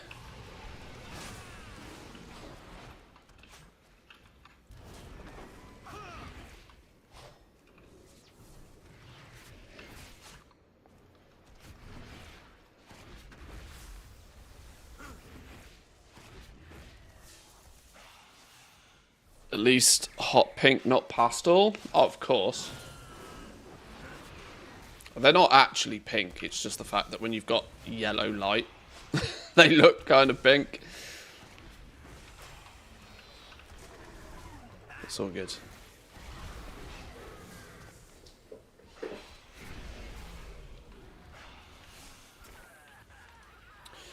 Read an interesting article about the gaming industry ramping up for the first large generation of pensioner gamers. Now WoW's one-button rotation and borrowing of simplification add-ons suddenly starts making a lot more sense. It's going to be weird, isn't it? We're already seeing, like, a greater amount of older gamers. It's like, within my lifetime, I've seen gaming go from being something that's nerdy and geeky that nobody really does to being very well popularized, very mainstream. And now, you're right, now you're starting to find that we're hitting that point where avid lifelong gamers are in their 50s and almost 60s by this point. In some cases, people who've picked up gaming later on in their life are even older.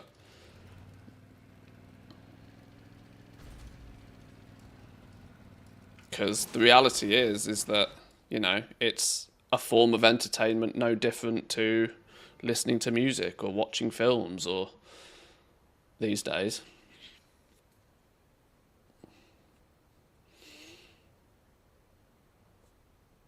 Do with a flyboy kill if anybody's got flyboy up. Let's see if we can find flyboy. Actually, better still, we got Grimewick.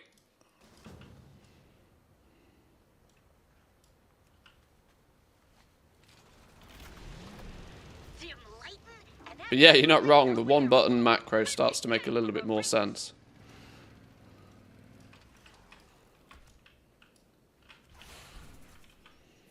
That said, if the reality is if you are a lifelong gamer and you're getting on, should we say, if you're like later in life, you've probably been playing games for 30, 40 years, you probably don't want one button macros, you're probably pretty good and probably know what you're doing anyway. I know if I gave my grandma a flipping iPhone or an iPad, she's not with us anymore, but like if she wouldn't have a clue. It'd be completely foreign to her.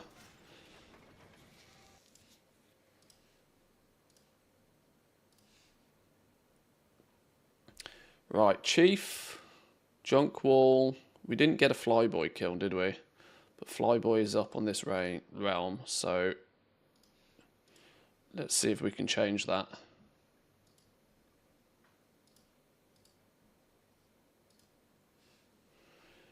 Oh shit, that's not good.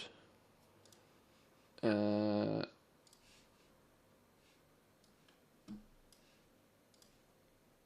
dear.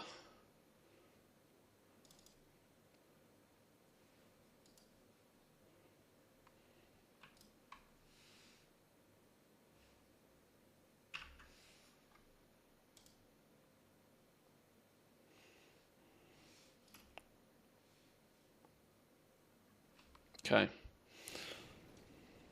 Oh, I didn't go there myself.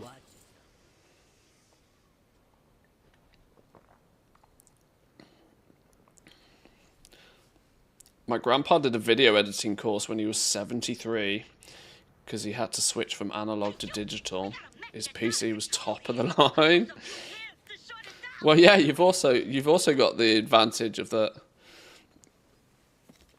Gran and Grandad might not necessarily have too many problems dropping 5K on a top of the line gaming and video editing PC, you know. As weird as that sounds. Millennials are fucked, we got no money.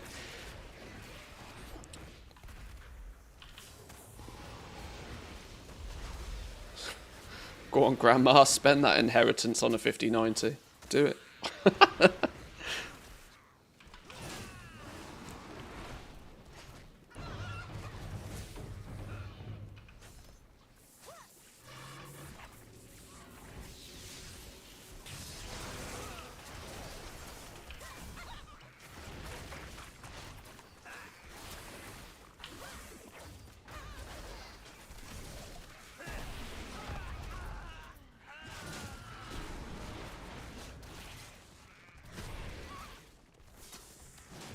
Okay, that's all the weeklies done on this team, which is nice. We've not really ever had to stop.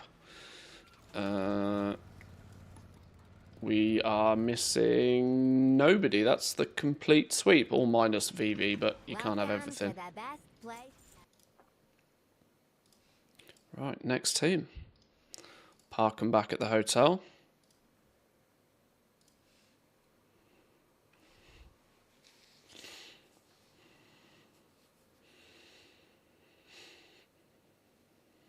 I see gaming as hobbies back on the 40+ age bracket CVs too in administration. Guess it shows PC skills. I'd go as far as to say it shows more than PC skills. There's a weird thing happening now that, like, millennials are the people that have experienced both PCs becoming popular and also PCs being super simple to use, right? So there's a growing issue of that absolutely nobody knows how to fix anything anymore. You know, it's kind of the kiss curse of, like, PCs are just like big Lego, adult Lego now. Mostly it's plug and play. But that extra level of simplicity making everything plug and play has meant that when something does go wrong, which can still definitely happen when you're dealing with, like, software and shit, you know, we're now getting even less people knowing how to fix this stuff. Whereas millennials kind of sat in the middle. We kind of experienced, we went from, like, your basic Windows 3.1 and your early versions of Windows where you just had to roughly know what you were doing and you learned shit as you did it. But now we're kind of over the peak where people are no longer needing to learn anything again. And there's less and less and less people, even more so now, that can fix even a simple problem. Because it's so plug and play and because, for the most part, everything just works. Programming in DOS is another level. I was still programming in DOS before I went to school, I think.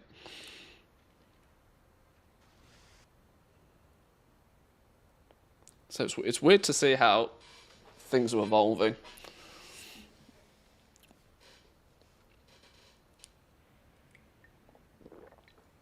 So actually putting, like, you know, gaming as a hobby on a CV might actually be better than saying, like, average computer skills.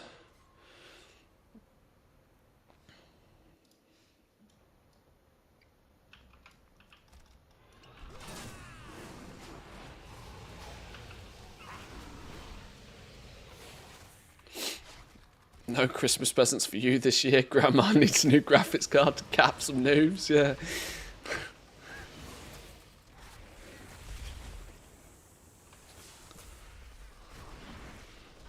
Sorry, little Jimmy. Grandad needs to buy GTA 6.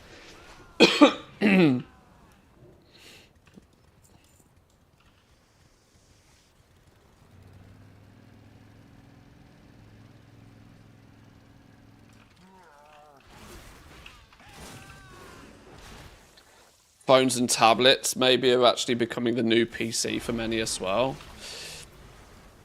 I mean, yeah, mobile phones being as powerful as they are, your entry-level PC these days is light years more capable than it was only 5 years ago.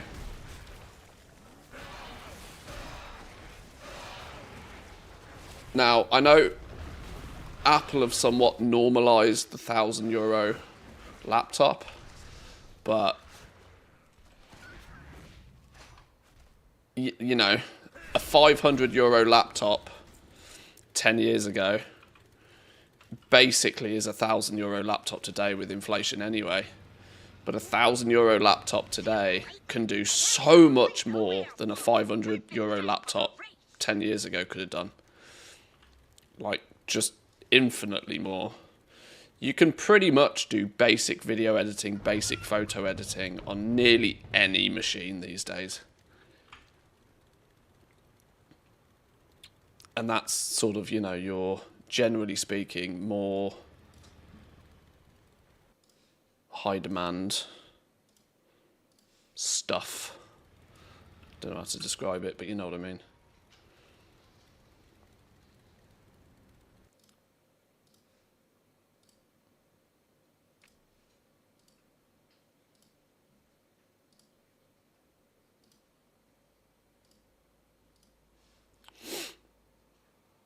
No rares popping up on this team though. Maybe we've had all our rare luck for the day.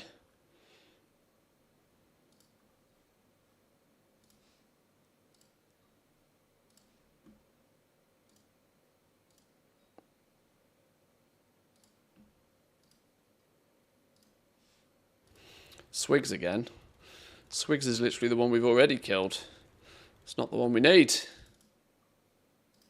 In that case, we'll run a sniper while we're waiting.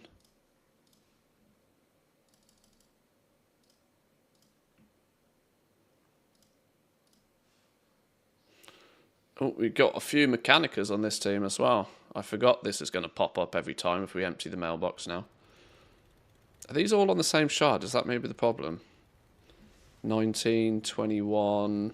This one's bouncing shards like a crazy person. 71. Okay, they seem to be on different spots. Thwack.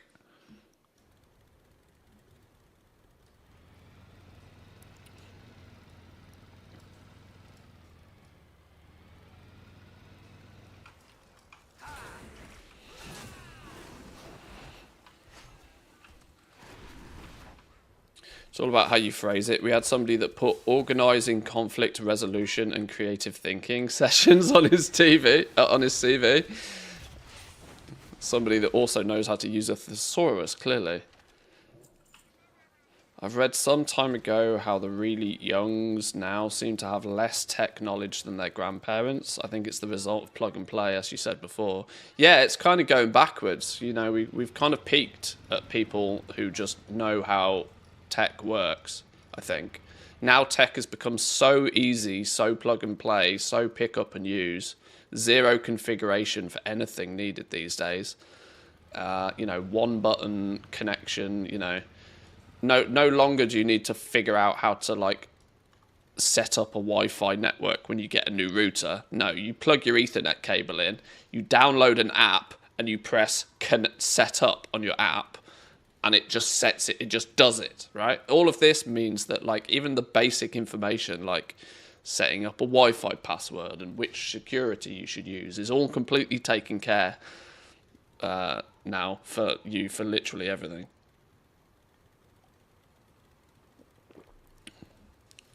To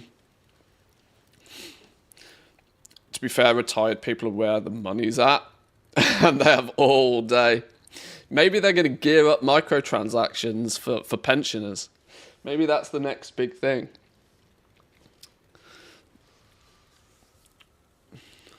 Maybe we'll start seeing loot boxes with hip replacements and stuff in them.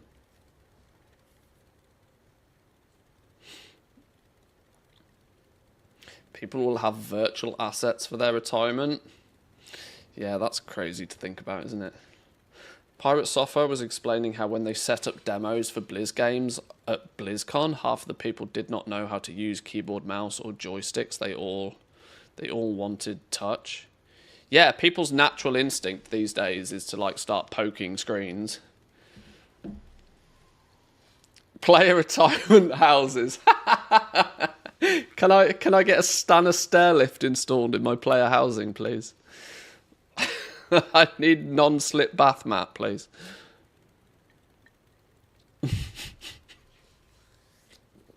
Oh, it's funny because it's true. A Dimensional Ripper Area 52. What the hell is this? That sounds very... That requires Goblin Engineer. That's very old school, and that's also very crafted. Gonna leave that the hell alone. Some random ass technique that I'm not that bothered by. But we can probably flip it for some money somewhere else. Oh no, there's 3 of them. Alright, well I guess we'll have 3 of them then. Steam Weedle Flunky for 180k. That is cheap. That is cheap. What's 180k divided by 5?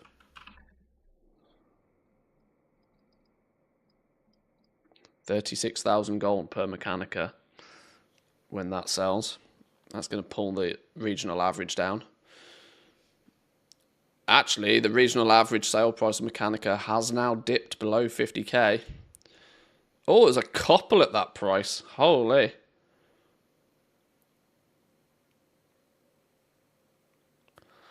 My first house was virtual.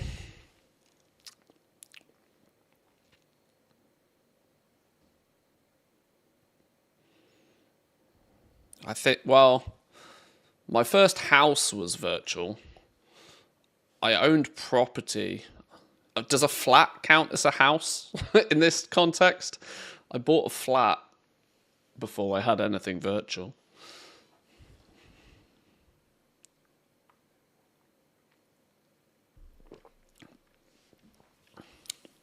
Or an apartment, as it's more commonly known these days. Flat's very English. Steam Weedle Flunky. Is that the cheapest in the region? By a long shot. Although somebody's dumped 6 of them on Kazakh at 180, or 2 of them is... Oh, I'm clearly looking at Kazakh, aren't I? Yeah, I'm clearly looking at Kazakh. So there's 2 on Kazakh at 180k. Cheapest anywhere else is 200 plus. They are starting to get squeezed. The big servers, Dentag, which is twinned with Taran Mill. Very big server. Draenor, my homeland. Silvermoon, probably the biggest alliance server. Now all below 250. Are we starting to see a little bit of desperation in selling these things? But the interesting thing for me is, look how many servers still don't even have one. Nobody really has quite yet either had the balls to buy these cheap ones out and move them about, or has farmed up enough of them to actually distribute them any further than the like 1 or 2 they may have farmed up on their home realm. It's going to be so interesting to see what happens with these Mechanica pets and mounts in the long term. That we are a matter of weeks away from an 11.2 announcement and PTR. So we are deep into this season. And still deep into this season, and there's less than 100 of these across the entire EU. 80 gophers, 73 keg movers, 95 companymen, 72 punches, 80 crimson mechasaurs. Less than 1 per server on average. Still. Even the mounts are only just... Even the mounts are only just distributed everywhere now. And even not that evenly, because you can see that there's regional data for them, but there's still gaps. Still plenty of gaps. They're still clustering up a little bit on some of the bigger realms.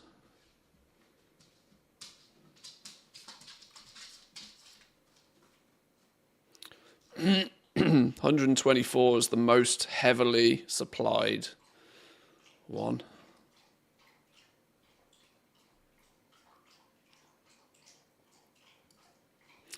People are trying. People are taking them places. But look, 7 on Kazakh, 7 on Silvermoon, 5 on Draenor, 5 on Taran Mill, Dentag. Some of these people could do better to take them elsewhere. Ashenvale, Azagos have apparently never seen this mount. Sheesh. Anyway, that said, I don't think I want to... The flip on those isn't good enough. 180k, resell it at 250 minus auction house cut. With them slowly declining in price, I'd have to shift them fast. That's not really worth the punt, unfortunately. Don't know what that is, but it's cheap, so what the hell. Oh, there's 2 of them cheap. Oh, that makes me worried. Whatever. Nothing going on this realm. Razorfin gauntlets. Not too bothered by those. Those keep popping up far too frequently for my liking as well. Right, where did we get to with rares? We got Swigs, Slugger, Thwack. Anybody up anywhere? Doesn't look like any of the locals are up. Let's maybe see if we can grab a couple of weeklies on these dudes. Flyboy. Oh, wait, hang on. I've been sat all in one group. Donut.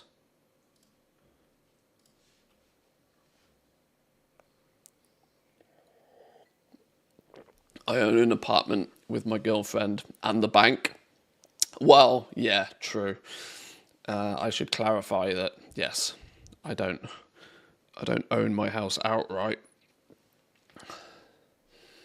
That's not going to happen for quite a while.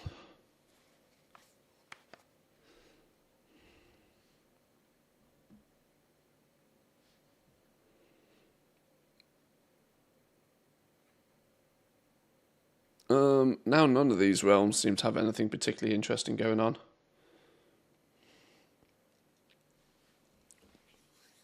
No green dots anywhere. We might just log this team out. Move on to the next. No point lurking. No point waiting about. What's the add-on that tracks the rares? It's literally called Rare Tracker. As simple as. Rare Tracker, and then there's a Rare Tracker, the War Within kind of module for it.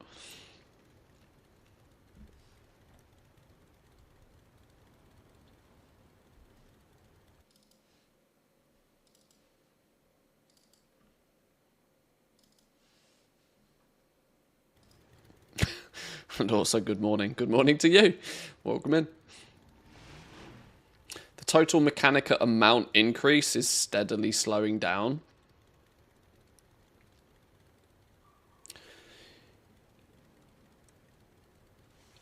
It's going to be interesting to see what happens. Because whilst the prices are... I mean, they are slowly going down on average. But very slowly. And I think it's only... I think it's got just as much to do with a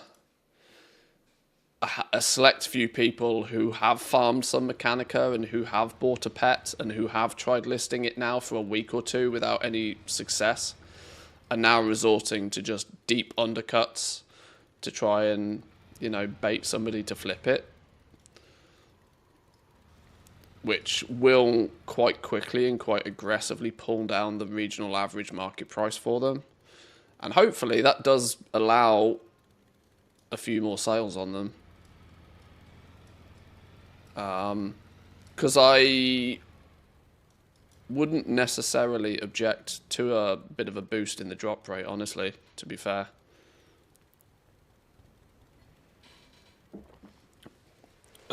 Because the reality is if they boost the drop rate, I'll go from getting 50 Mechanica a week to 150 a week. It will only improve, if there's an improvement to the drop rate, there's an improvement to the drop rate for everyone. And that will almost instantly, almost overnight, push the price of all of them down, which then might start making them look more attractive to more people. There is a sweet spot, and I don't think we've hit the sweet spot yet, because I do genuinely think that the price is...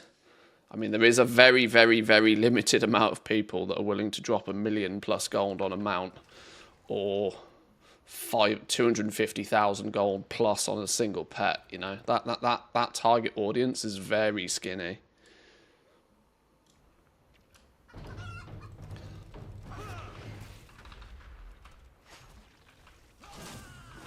The only worry, in some way, shape or form, is that they go and do something overly drastic. You know how Blizzard does have the tendency to do knee-jerk reactions to stuff. They could at the end of the season do a tinderbox style fix to them where they allow you to turn in flipping empty cola cans or something, which would almost instantly nuke the viability of the whole thing overnight. It's not unusual for Blizzard to go that route. Now, on the basis of that the pets and the mounts are cosmetic items, you don't need the pets and mounts to be able to play the game effectively. Your desire for them is your desire for them. So they probably wouldn't get the same treatment as something like the tinderboxes, which were, significantly linked to player power. Tinderboxes being 10k a piece was driving up the price of all crafted gear for anybody that wore plate, for example, by flipping crazy amounts. So it was, more urgent of a change. But as we saw with tinderboxes, they went from being 5,000 gold a piece to 500 gold a piece literally overnight. And now they're like 200 gold a piece or something.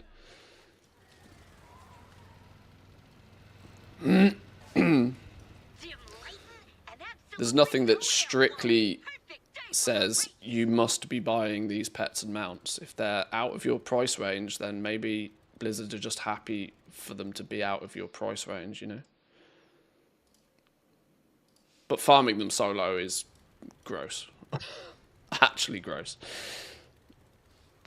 I had a guy buy 5 of my pets on the auction house, but I guess that's super rare. Yeah, that's just, somebody with deep pockets probably buying them and then sending them other places.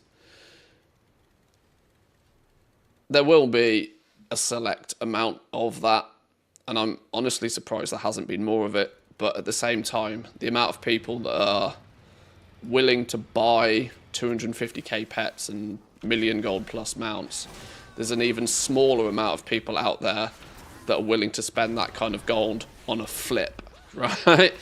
The amount of deep pocket uber goblins is even smaller.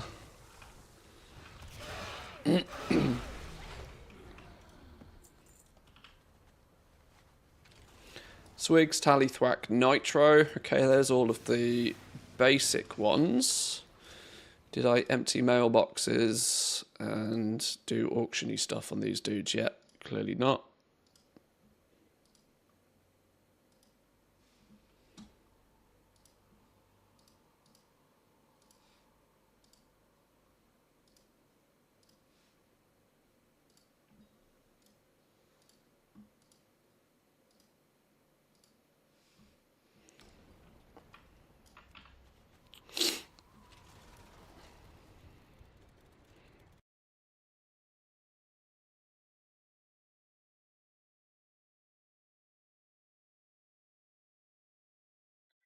Right, anybody got any weekly rares up?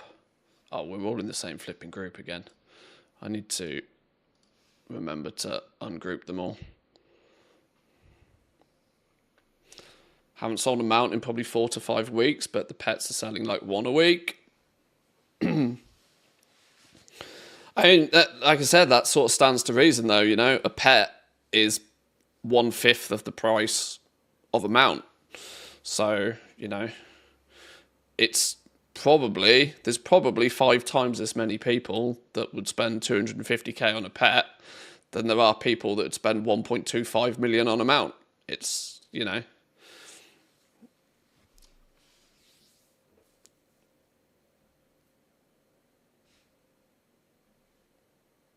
Let's head up north.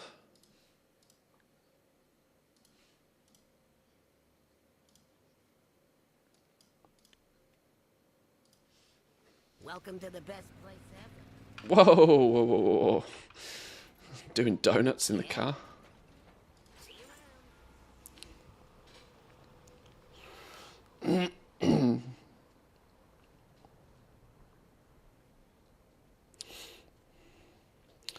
I hope they don't change the drop rate. I like it like this.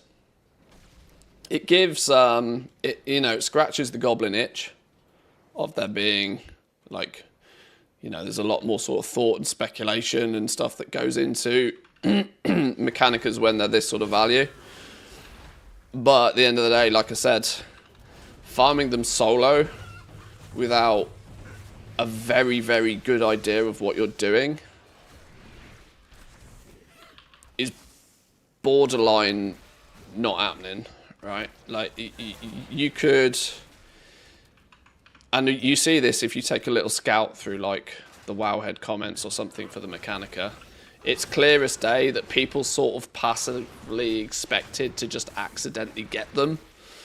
And that's not happening, because killing 2 or 3 rares in the zone a week and, like, doing your shipping and handling and doing your basic world quests in the zone isn't going to get you any Mechanica. You have to be proactively converting market research into Dark Fuge rep. That is assuming you've even done the Dark Fuge rep grind in the first place. You need to be seeking out and making sure you loot every single dumpster, because if you don't, because it may only be a 1% drop chance from the dumpsters, but if you open 100 dumpsters a week, it's a bonus Mechanica that you didn't have. General Joe, who's just playing the Undermine and somewhat expects to be able to get them passively, is having a real hard time getting them.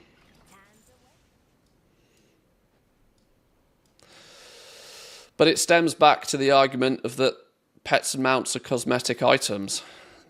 It is not mandatory for everybody to have easy access to them. So it's a real complicated argument, you know. And hence why I don't really... I still don't think Blizzard will particularly do anything about it. And absolutely no airflow. Perfect day for a race. Because the reality is people do have options. They either figure out how to farm the Mechanica themselves and go out and do it, or they're available on the auction house. Now, they're expensive on the auction house, but they're only relatively priced dependent on, you know, the amount of effort it takes to get one. So if you don't want to do the effort, but you also simultaneously don't want to pay somebody else who has put in the effort, then that's a you problem.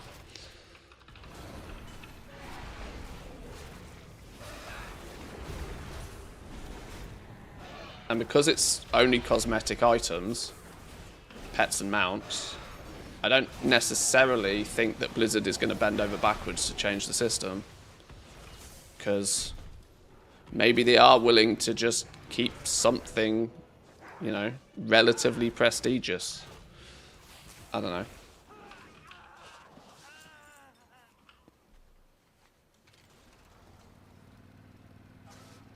There's an awful lot of people who are like just pet and mount collectors, who are probably the most vocal minority about the drop rate on Mechanicas, I reckon. And without sounding harsh, those people just want their collection number to go up by +1. They don't really see the inherent value in the pet or the mount. They see more value in their number going up by 1. But that also then means, because they don't see any value in the Mechanicas, in the pets and the mounts themselves, they're kind of quite loud on saying that they want them easier to get.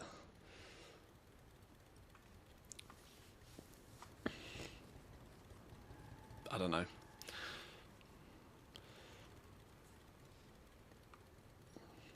These are my mount sales. Have you been selling a few of them?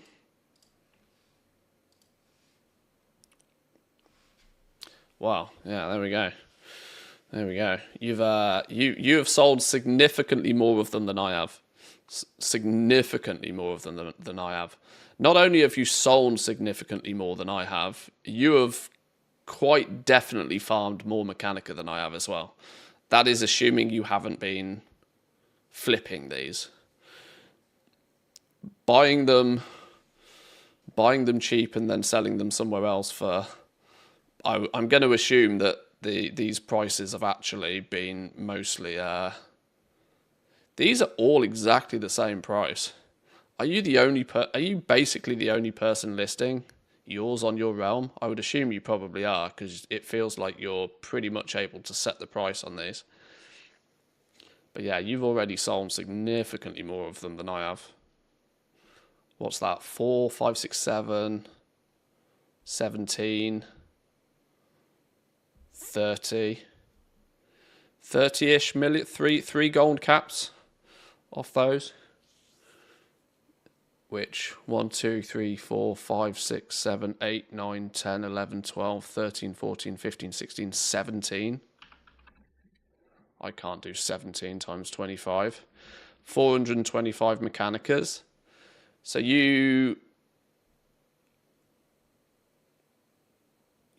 been either farming somewhere in the region of about 50 to 60 a week, but for the last couple of months consistently. So, yeah, you are both going hard at farming them. There's no doubt about that. I don't think I've farmed 400 plus Mechanicas in total, full stop. But I am also selling the pets as well.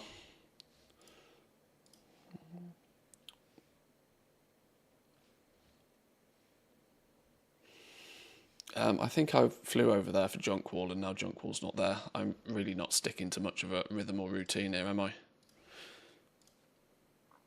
I'm getting too distracted with the convo. There's a Grimewick up, though. We'll grab a Grimewick kill. Dim lightin' and absolutely no airflow. Perfect day for a race. I'm not dropping prices. Others do, sadly. Hey, if you don't seem to have any issue selling them at the prices you're selling them at. So on that premise, you've got no reason to drop prices if you're still consistently being able to sell them like that.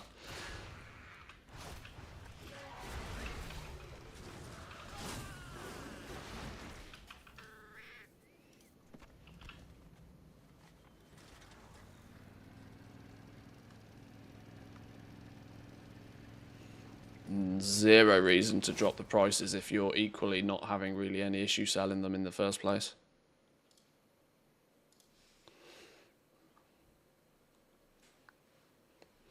Had a guy undercut my pets 20k a time. Should be illegal. Yeah, a 10% undercut doesn't really make that much sense. You know, somebody coming in and doing a 40% undercut makes a lot of sense, because a 40% undercut is sizable enough of an undercut for somebody to come in and go, well, I'll just buy yours and I'll have a spare one to sell. You know, if you're after a quick sale, here's your quick sale. I'll take it and, you know, I'll sell it again later at the going rate. But yeah, like 10% undercuts are... 10% undercuts are just a bit, you know, it's that grey area where it's kind of kind of doesn't really achieve anything.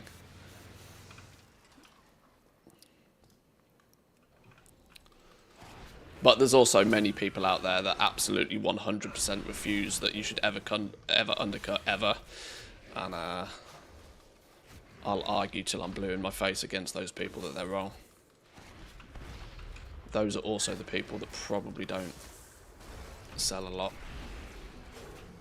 And then complain transmog never sells. People have got enough for a pet and then just want to get that quick gold. Oh, absolutely. Yeah, this was the heavy suspicion going into this farm, was that people would start farming them, realize how goddamn slow it is to get them unless you're doing something hyper optimized, get enough for a pet, and then just try and cash out because they're like, it's far too much like hard work.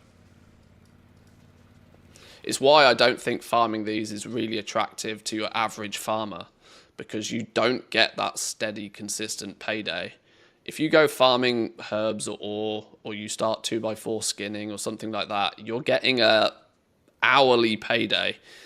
You are never waiting to get the gold that you've traded your time in for, which is often what most people who live in the world of farming want. They want that quick, steady injection of gold.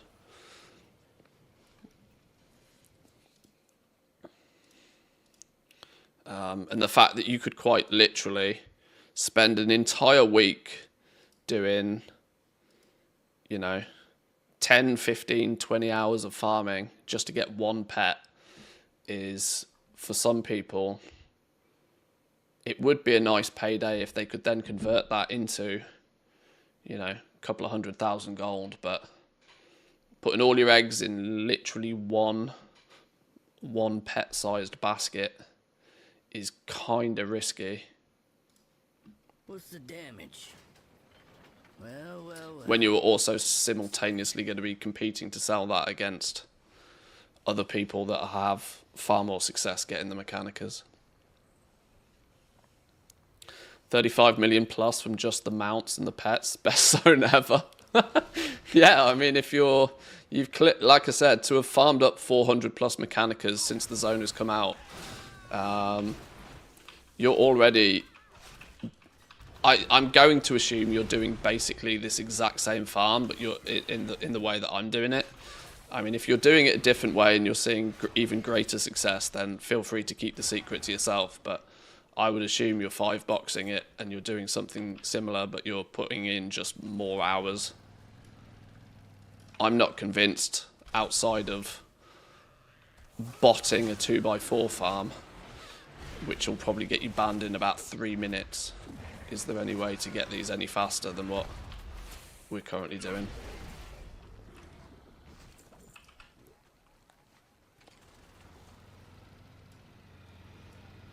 Now, admittedly, when I'm streaming this, I'm 50% efficient because I spend way too much time talking, but... do we have a chief up anywhere? I'd love a chief kill before we move on. There's a chief.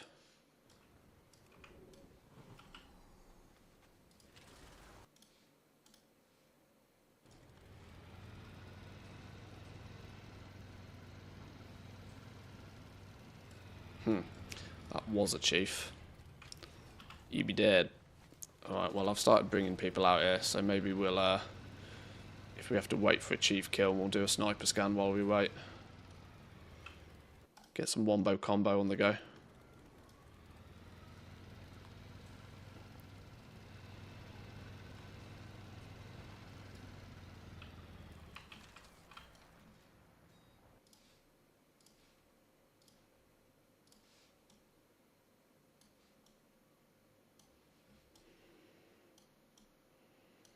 Okay, 3 dudes are on the same shard. That's not ideal.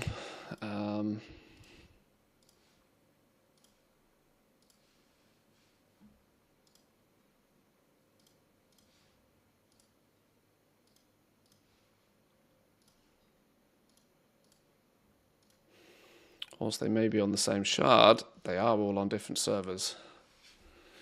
Right, while I let that run, I'm going to take a quick ad break for 2 minutes. I'll be back in a second.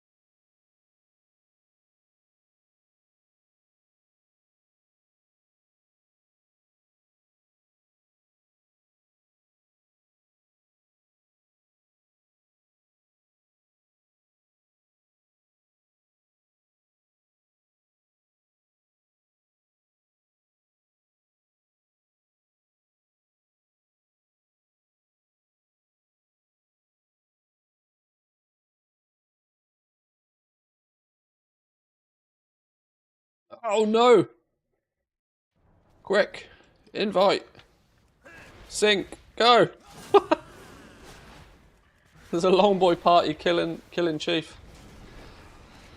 I mean, that doesn't look sus at all, does it? Oh dear. Quick, disband. Don't look sus at all. Nothing particularly very interesting popping up on these anyway. Okay, well, we got Chief kill. Is that the weeklies? Chief, Flyboy, Junkwall, done? Nice. Nice, nice, nice, nice, nice. I guess we can send these guys home now.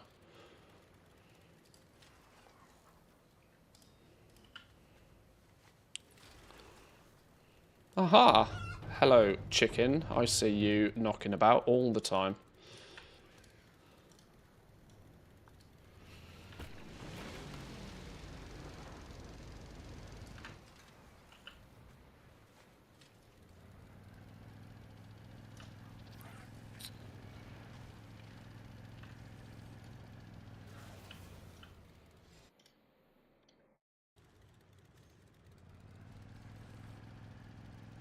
Killing rails on 8 tunes every day has just become part of my daily routine. What's like? There's some science behind it, isn't there? That like if you do something for 21 days, you've got to do something for 21 days straight for it to like really truly become routine, and then it's almost like second nature by that point for you to do it, and you don't even really particularly think about doing it. That's kind of it's one of the weird tricks that the gaming industry has used over the years. This is why daily login bonuses are a thing, right? Because if you can get people to do a daily login bonus for 21 days, you have got them. You are hooked. Can you share your community invite macro? It's not a macro, it's an add-on. It's called invite to raid. I think it's called invite to raid. Or community to raid or something.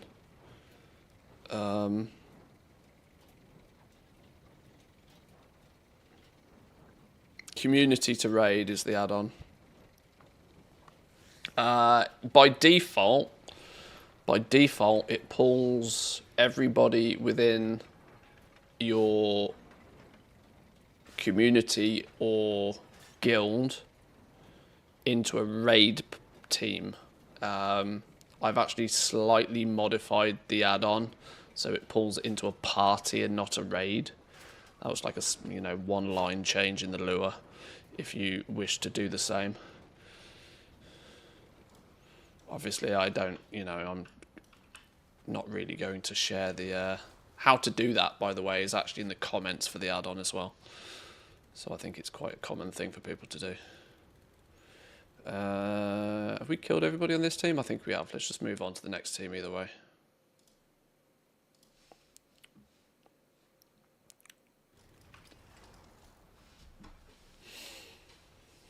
You're not killing Slugger as an additional weekly? No, I kill Slugger. Yeah, Slugger goes down. The 4 weeklies I do are Slugger, Chief, Junk Wall, and Flyboy. I don't bother with any of the summonable ones anymore. Scrap Chewer would be the one I would do if I was actually going to. But that would mean I'd have to be part of the Venture Co every week.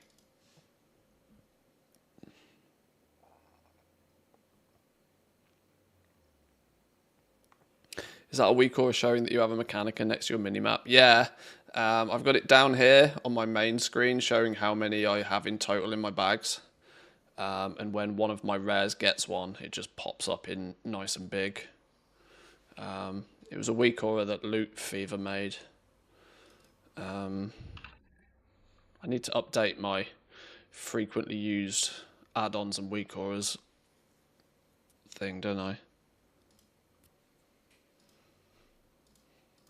Oh, it's been shared with me directly again, which means I don't actually have an update link for you for it. Yeah, Loot Fever is pretty good with his weak auras. If you just search him up on Wago.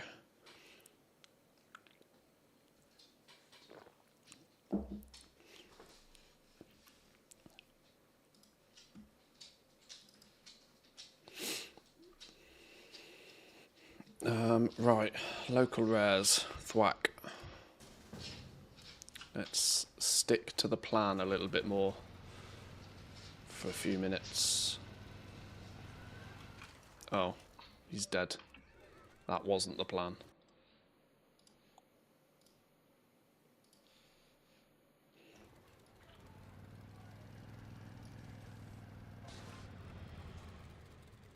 There's literally nobody up anywhere.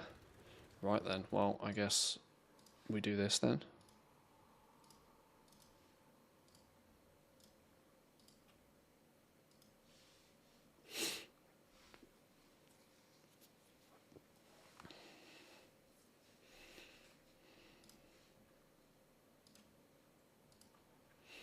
Right, you had tally spawn, you did.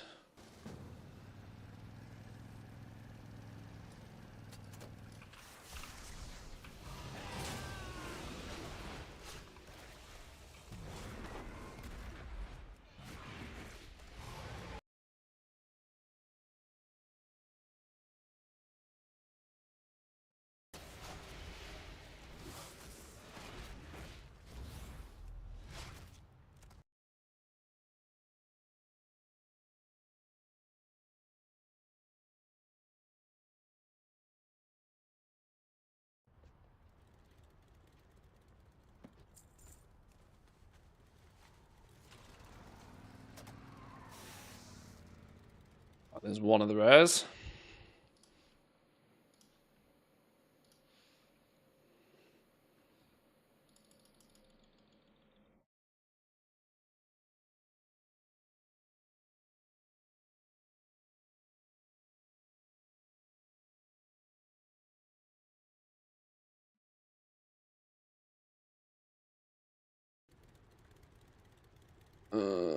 Oh, Thwack was on that realm temporarily, and then we moved.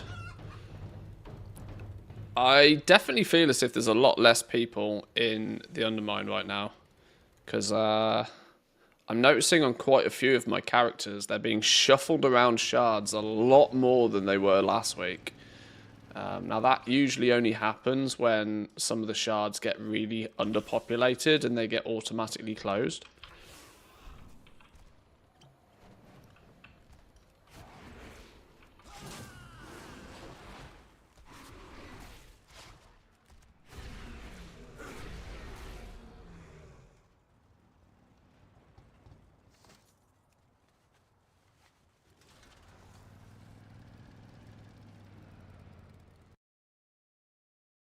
Really struggling to get the hotel rares on these teams though. Nitro and Tally only.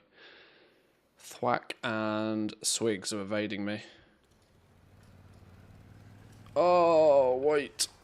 Less dots. Less dots. Oh, I bet I didn't get the tag on that, did I? Oh, maybe I did. No, I did. We did get the tag on that. That was ninja tag, that was. Okay, just Thwack to go.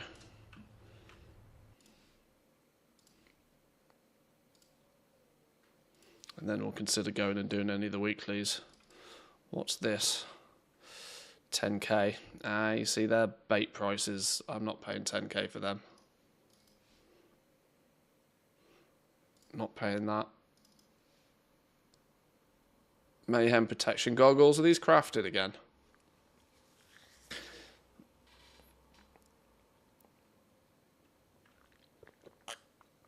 That doesn't feel like a bargain. What's transmutant?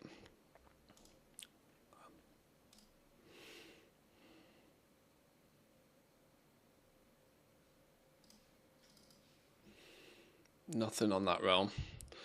Right, any weeklies? Chief is up on this side of the world. Junk Wall is up on this side of the world. Okay, maybe we just do the regular weekly pass. Let's go up north to see if we can snag a flyboy quickly.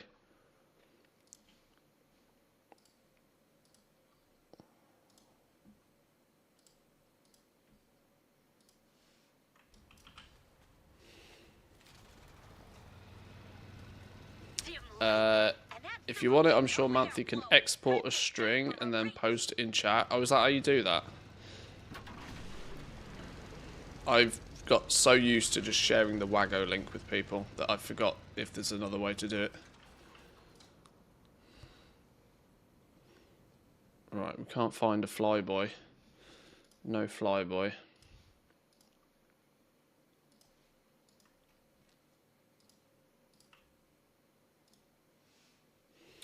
Almost guaranteed the second I fly these dudes off, it'll spawn, but...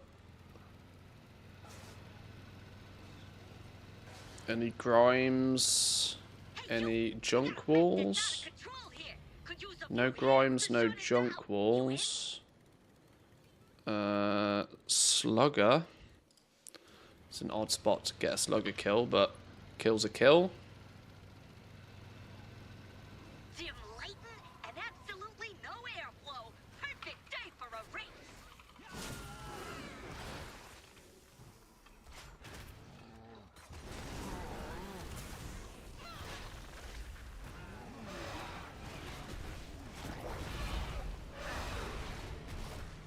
Oh my lord, how many people have absolutely blasted Slugger? His ass is grass.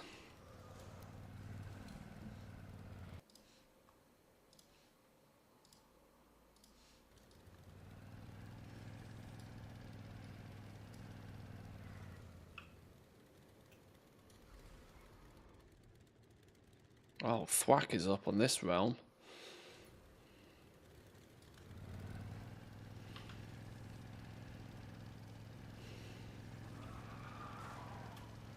Ooh, shit. Lamppost. Let's darts! Oof. I think we're good. Just.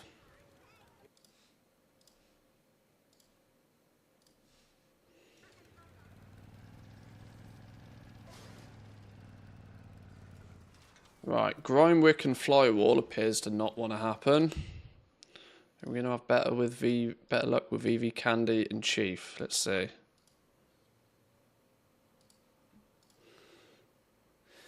The the first few days of the week tends to mean this whole farm takes an awful lot longer because I am trying to hunt down these weeklies. But I go by the theory that if I get the weeklies killed nice and early in the week, it means that like Friday, Saturday, Sunday, Monday, Tuesday, it's an hour to do literally everything. 4 hotel rares, GG.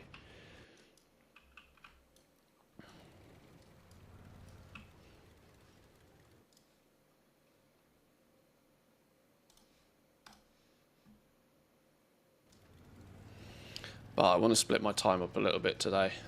I might not necessarily work through all of these teams yet. I might do a few more this evening because I kind of want to get a little bit of leveling done as well. TBC time walking's only here for a week, so I want to utilise it while it's here.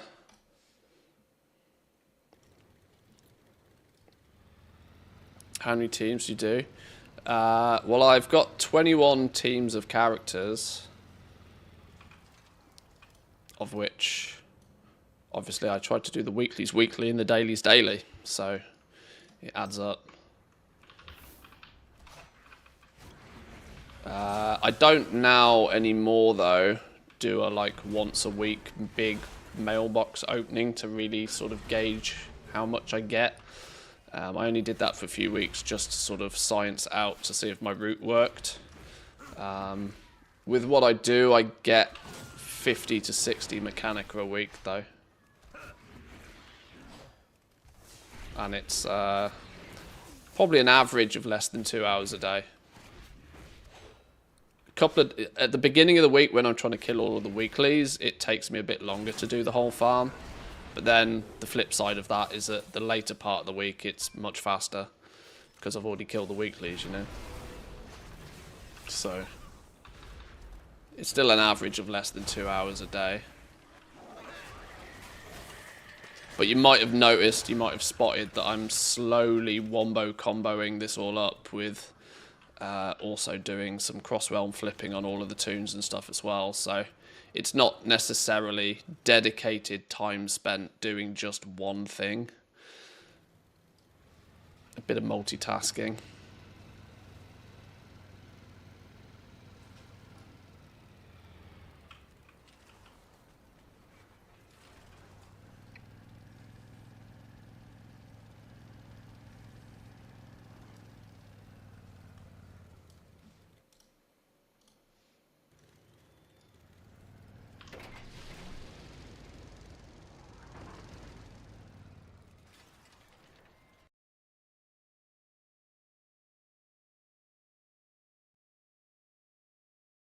Vivi's up somewhere. Can I have the name of the rare add-on? It's called Rare Tracker. Rare Tracker. Oh, I bet I didn't get the kit tag on that, did I? I don't think I got the tag on Vivi there. Yeah, I didn't get the tag on Vivi. I missed it.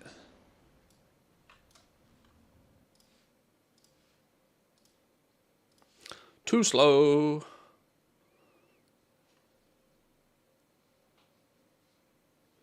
Alright, let's not wait about for them.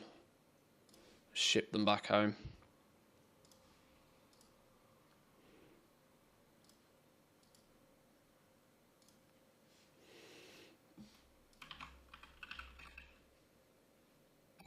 Let me update this document.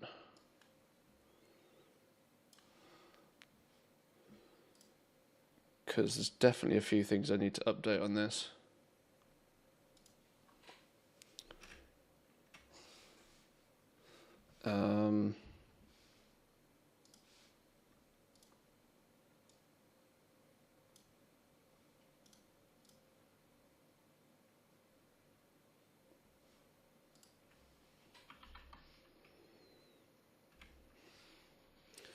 What's this add-on's name? I think it's just called Rare Tracker. I need the link to it though.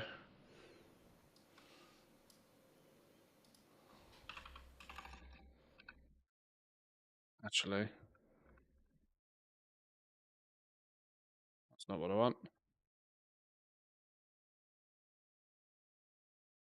Oh, actually, I can do it this way, can't I? Curse Forge.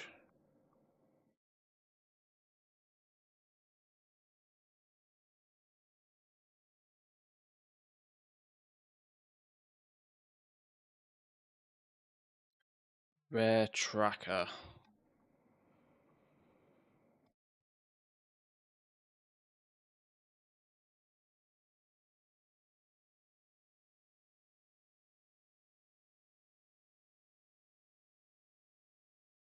Right, that's the Rare Tracker one. What else have we got in here? What's also a commonly asked question? There's the weak auras, isn't there? There's...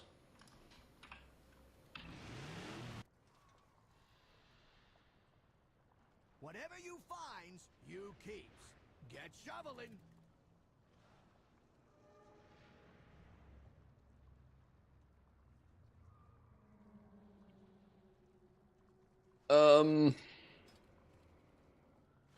Now I need to find these items on Wago.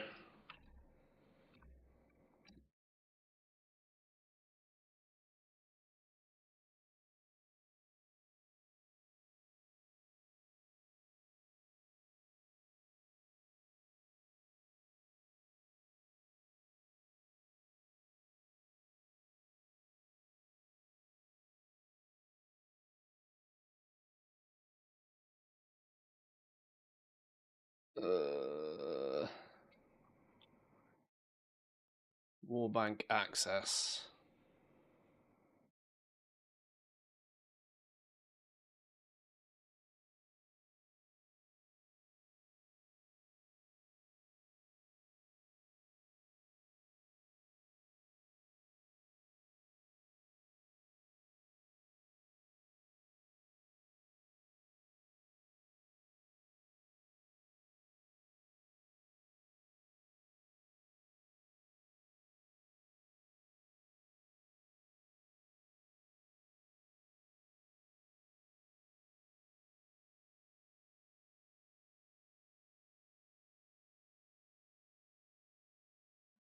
We've also got...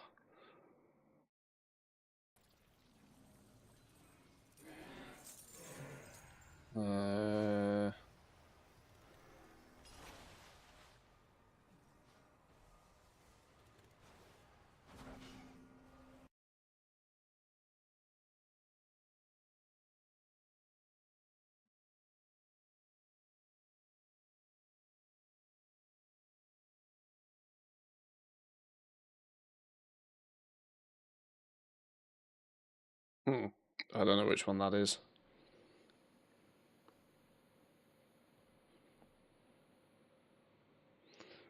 Loot Fever, man. You make far too many weak auras. I can't find them all.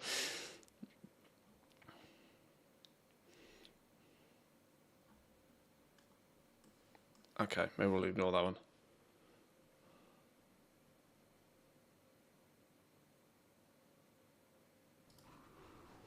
Right, that's probably updated that document with a couple of my common weak auras and the relatively commonly quizzed for add-ons.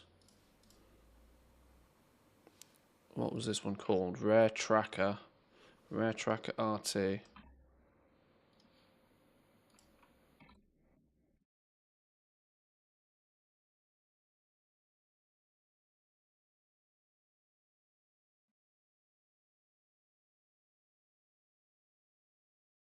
No, stop.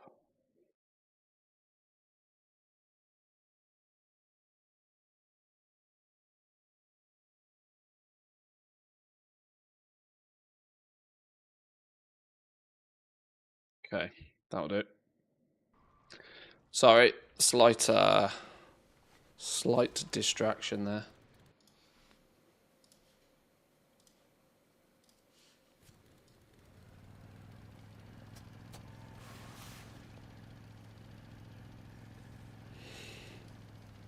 Oh yeah, it might be worth saying that you need the War Within module for that as well, mightn't it? Rare Tracker, the War Within.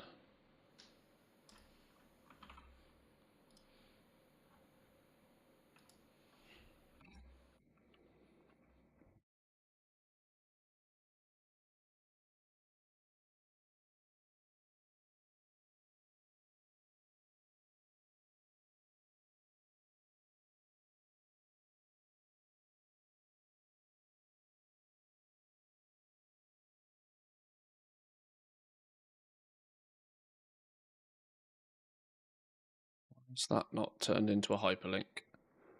Where's the hyperlink button? That one. No, no, no, no, no, no, no, stop.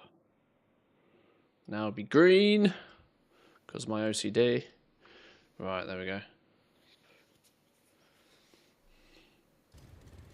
Right. Might do one more team, I think. One more team now, and then I'll do some more later. I don't really want to spend all day doing this. Might level a few, level a team up or something.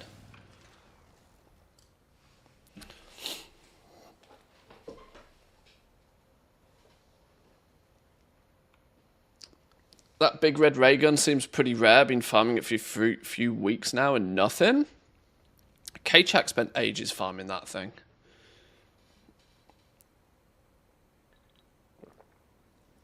He dotted a bunch of his characters at the spawn of that thing. It seems pretty heavily farmed, weirdly. But it's another one of those that it was probably farmed quite heavily when K-Chak spent a month farming it. And now it's probably not farmed anywhere near as much. I think I bought one the other day. I think I saw somebody flipping it on the cheap at some point.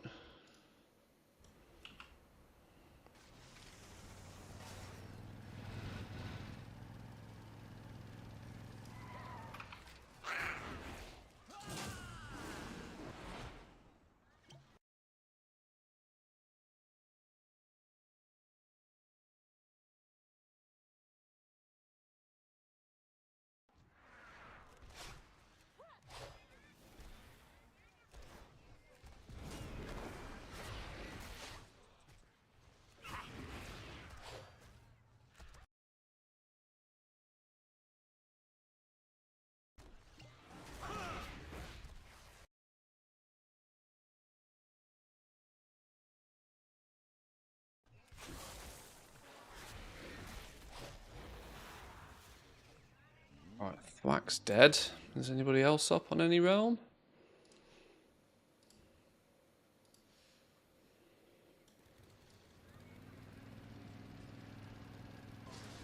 Dim lighten, and that Slugger?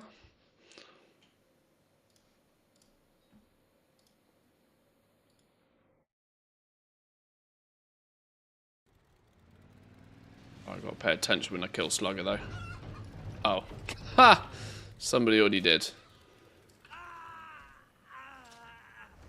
Oh, flipping hell.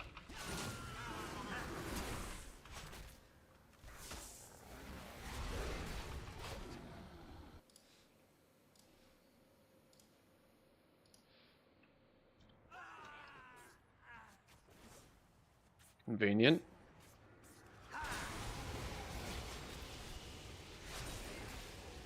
Nice. Yeah, this is something that, with having a shitload of characters spread across a whole different bunch of accounts and realms now, dim lighten, that and absolutely will no definitely airflow. need to be something I pay a little bit more attention to. Of being able to just kind of like leave somebody lurking somewhere.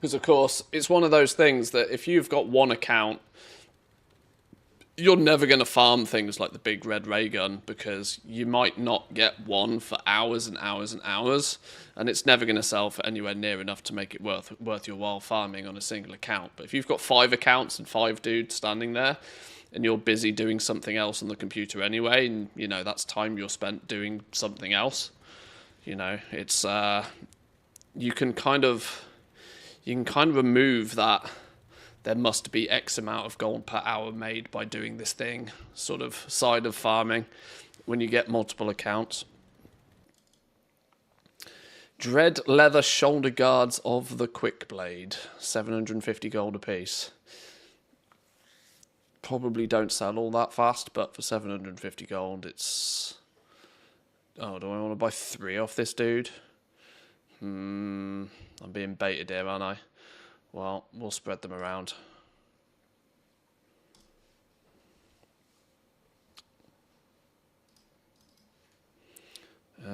Nothing on this realm. Nothing on this realm. Tally is up over here. Dim lightin' and absolutely no airflow. Perfect day for a race.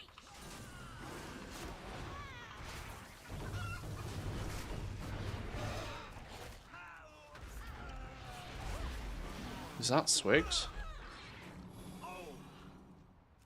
Yoink. Let's make sure we grab that real fast.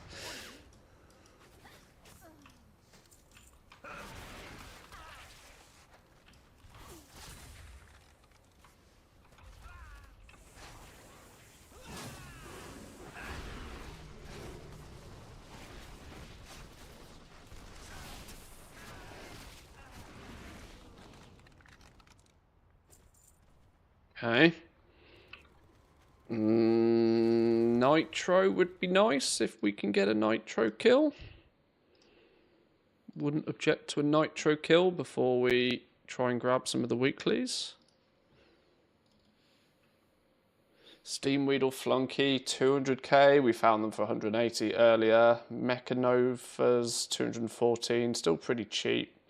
Not cheap enough for me to buy though. Teaches you how to summon and dismiss Dibbler. Oh, that's the actual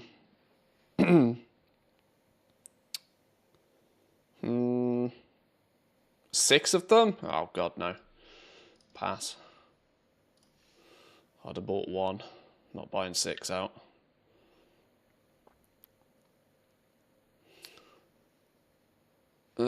Slugger we've already got. Are these all sat on different realms? Sort of. Garbage? Garbage too far away. Right, let's do a quick world tour on these dudes. Let's not mess about now.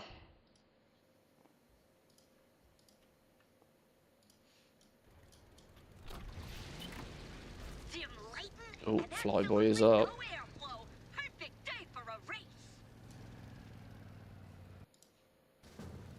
Hey, you! We got a mech that's out of control here. Could use a few hands to shut it down. You in?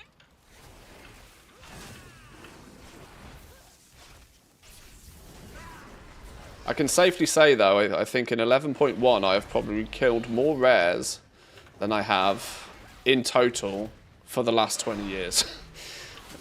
Like, the amount of I can't think of a time in the past where I've ever hunted down or farmed rares anywhere near as aggressively. Now, there was a time where I would camp certain rares. I can't remember the name of the dude now, but you know, not the Potion of Luck, that old XP potion, what was it called? Elixir of Rapid Minds or something? That dropped from a rare in Mr. Pandaria, and I camped that for months on one of my accounts way back in the day. Made a pretty penny off those things. But that was like one rare kill every few hours.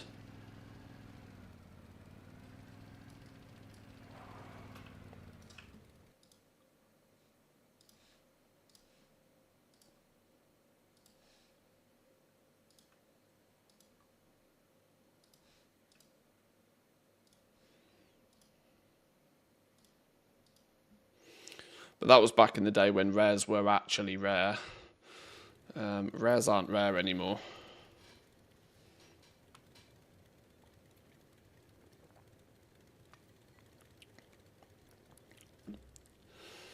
Ordered some bubble tea and now the rainstorm's going wild. Poor delivery driver, I guess he earns a tip.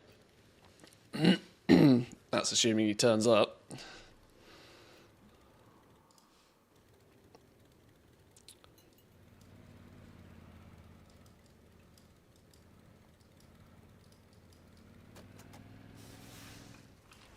Oh, have I just missed that? Flipping hell. This is one of the reasons to maybe stop killing rares in this zone. It's far too much traffic. Far too much traffic. I need it to be nice and quiet.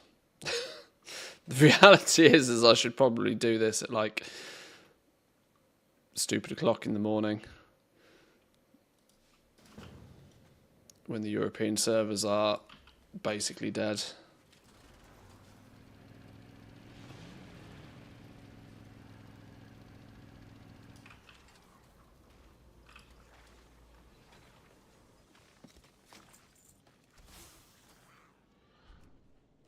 The old rares are still rare, and some of the world bosses have 3-day respawns. Well, that's true. Yeah, if you really are hunting those things down. One day I'll get myself the time lost proto Drake. One day. I mean, I'm in a better position than I think I nearly ever have been to farm for that thing and get it. Just leave 4 characters just in different spots. On different shards as well.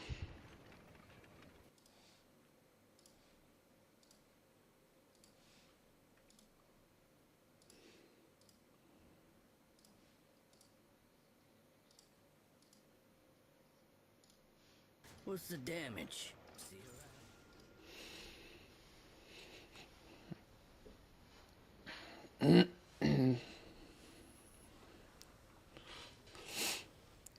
Doing it with war mode on my server, pretty much alone down here unless it's the Spark quest.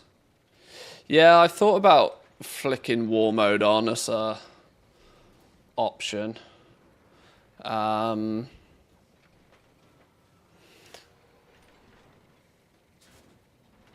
least for the hotel rares anyway. If I get the weekly stuff done, maybe it's not a bad idea to switch war mode on.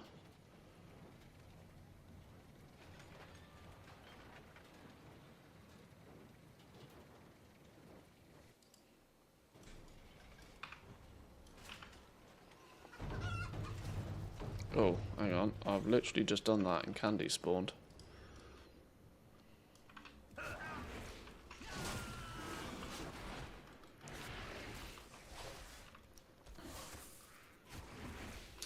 Got all the rare outdoor mounts from the mount discords really easily.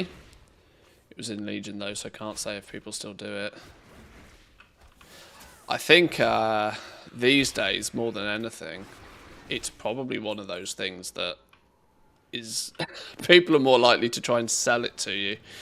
I would imagine places like, you know, WoW Market Discord and stuff probably have people that are like lurking in the zones 24 hours a day pretty much, and they just have a list of people who want it and will pay for it, and when it spawns they just DM them on Discord or something.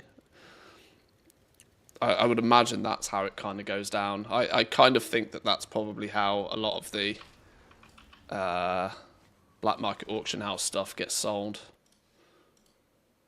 People just scouting it. Once it's found, quick DM on Discord, somebody logs on, claims it, gets paid, and then off they go. I've not done any of it myself, but I would assume if I was to take an educated guess, that's at least how I would try and do it. You know, you just have a list of people that are interested in it.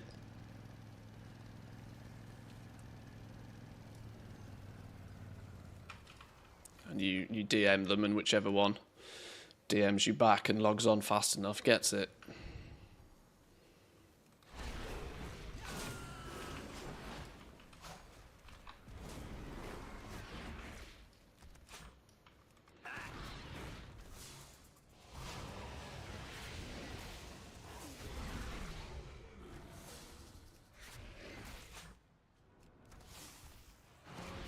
I don't know why there isn't a service like that, but for pets, mounts, transmogs that people want.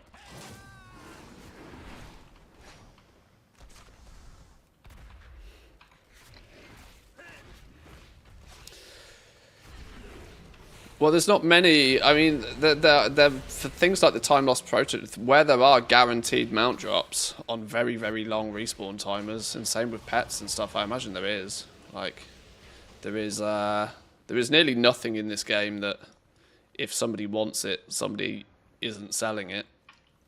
It's more of a case of finding where it goes down.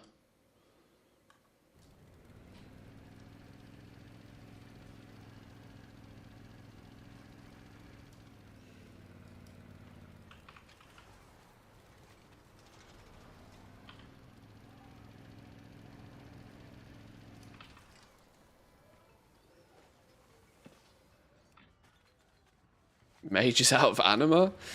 Still on the anima grind. That's going to be a never-ending grind. That is the anima grind. I long since gave up trying to get all of the anima. I don't even think I got enough anima throughout Shadowlands to, like, quote-unquote finish one of the covenants, never mind all 4 of them.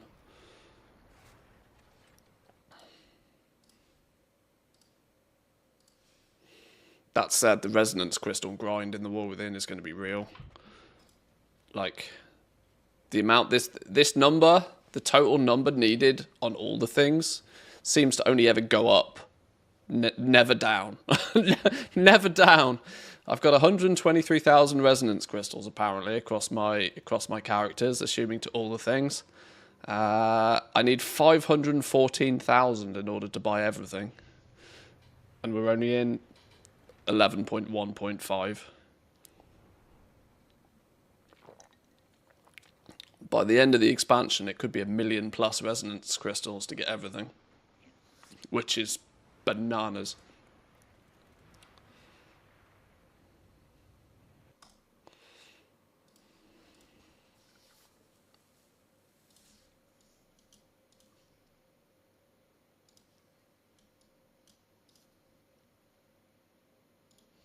Is that yours?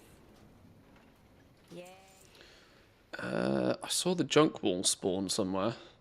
It's on my home realm, but with it being Draenor, it'll probably die in about 4 seconds flat. I'm not sure if I want to bother trying to get people over there. Maybe we'll grab that on the next run through.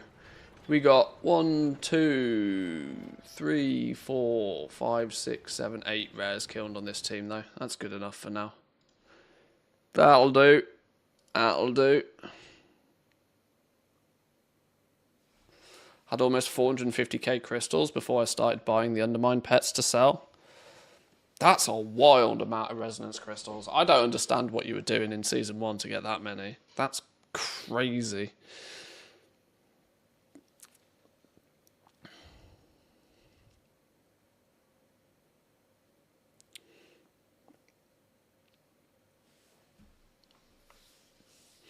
Yeah, because when Undermine launched, people tried to rush to Revered, didn't they?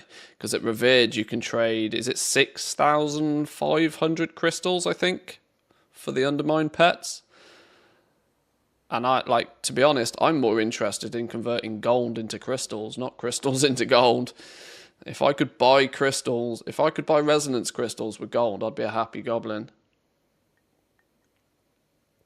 Lots of alts doing the Dornogal weeklies gives a bunch, but you got to do the quests. Yeah, that's... Yeah. Yeah, you get like 1,500 a turn in or something, don't you? It probably adds up really fast, I suppose.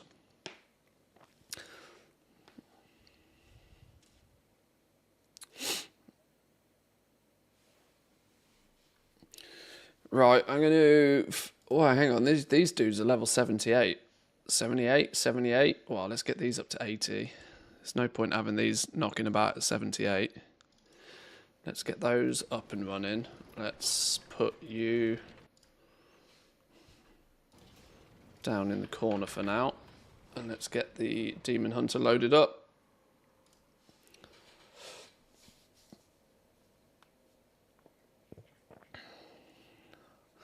Gathered 4 coffer keys and did 8 delves on all of my toons for months.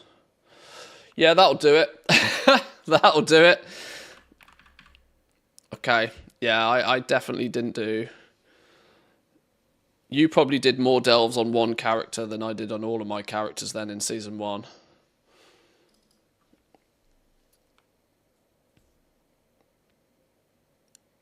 I was far too busy playing with patron orders.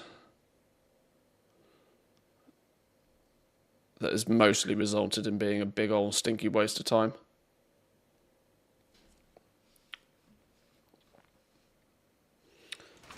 You need to log off, actually, otherwise you're going to cause chaos. The cartels are always hiring temp workers to pick up odd jobs. See if you can lend a hand. Is he off? He's off.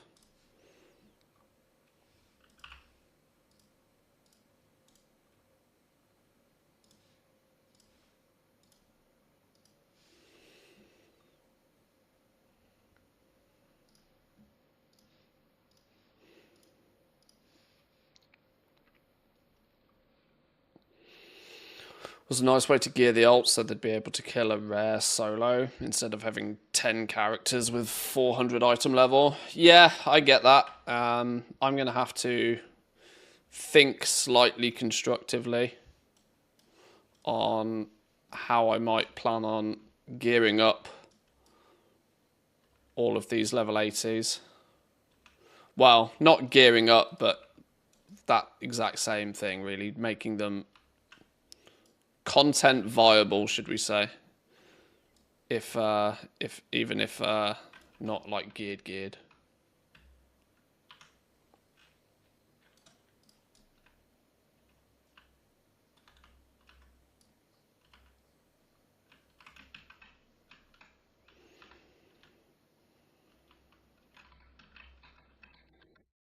Oh, I've lost which one's the boss now. I guess we kill everything.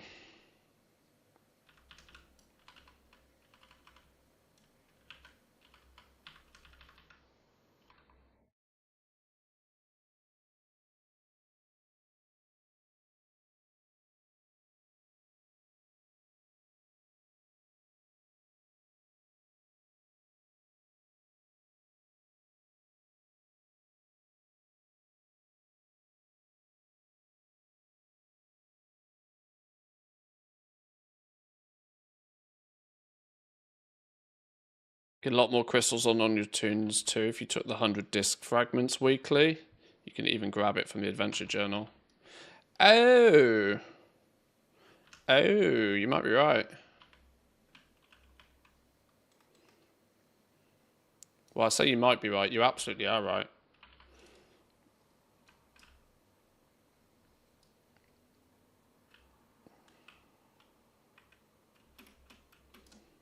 Yeah, this is now that I'm getting a bunch of level 80s, these are the little things we're going to have to do. Which I'm glad you point these things out, because they're kind of things that my brain would never. I don't do so well with out of the box. I like to stay firmly in the box.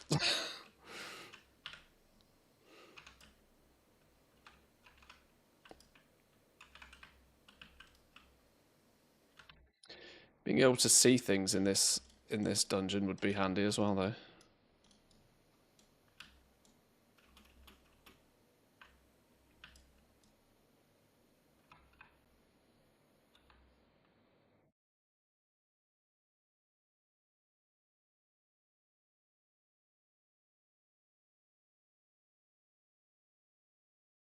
Oh, horrified! Literally, as I press I beam. That's not what we want. Oh, and stunned. This is not going to plan.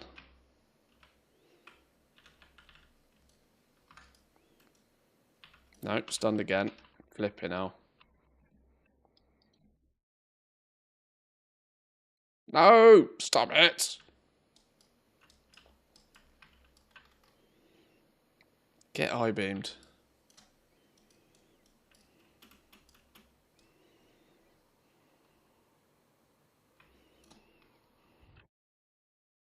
Not sure if it's warband or not, but you could also just go to the renown vendors and turn in those quests for some quick crystals. Yeah, by the time we've got nearly 100 level 80s, that's probably cash money. Yeah. This is the thing. By the time you scale anything up to nearly 100 characters, if I just actually did it, yeah. Then what I need is a transfer all button in the Warbank for the currency tab. That'd make things much easier.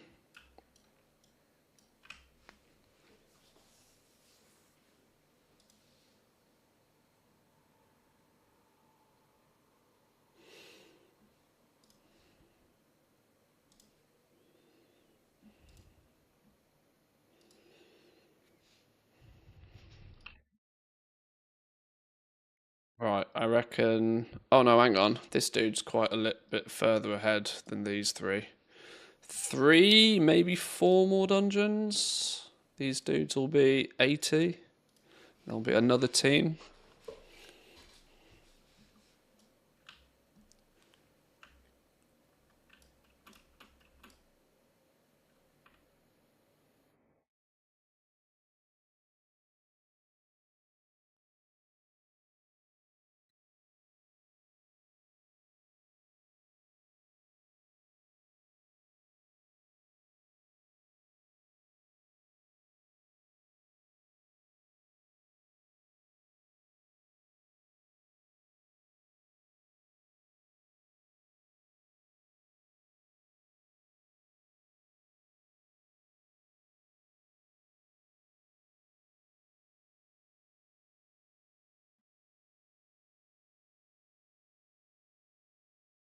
Should really set up follow macros, but I only do it in this one dungeon, so...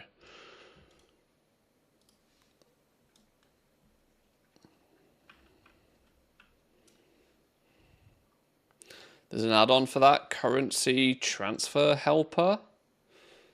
Turn on transfer max and just keep clicking transfer max without having to select the character or to transfer. Oh, that's clever. Still 1 click per character, but much better than what, like 5 clicks and random moves. Yeah, that might end up being very useful for getting all the resonance crystals in one place. It's handy to know, thank you.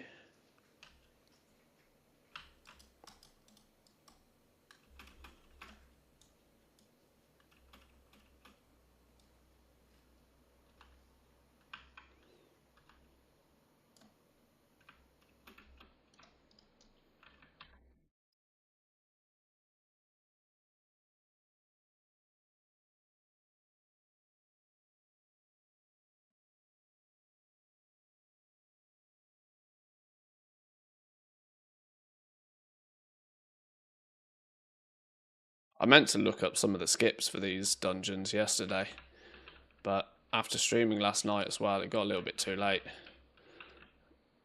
And I pretty much went straight to bed after stream last night.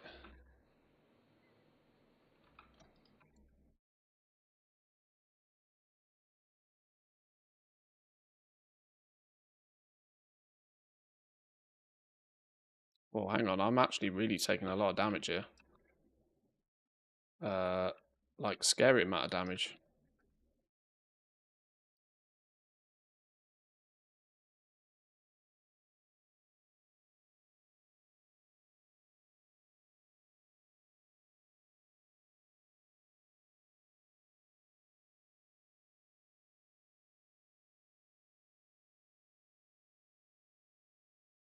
Have I got, like, no health again?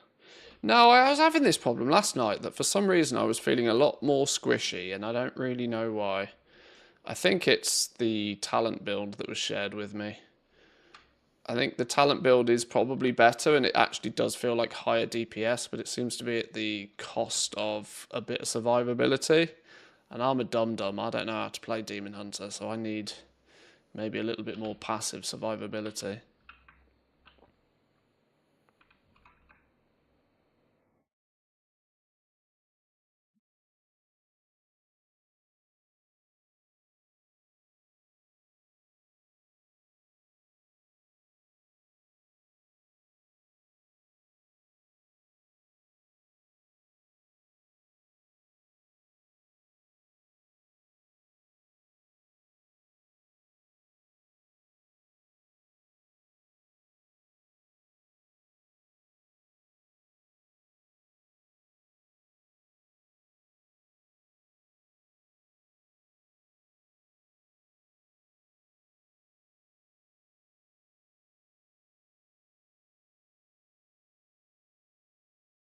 Alright, still 2 more. Why did you take so long to die? There we go.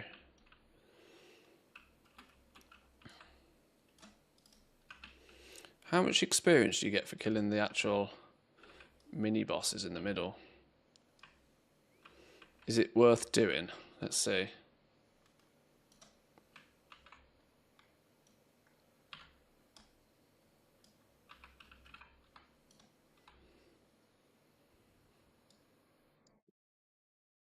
2k. Not worth the time.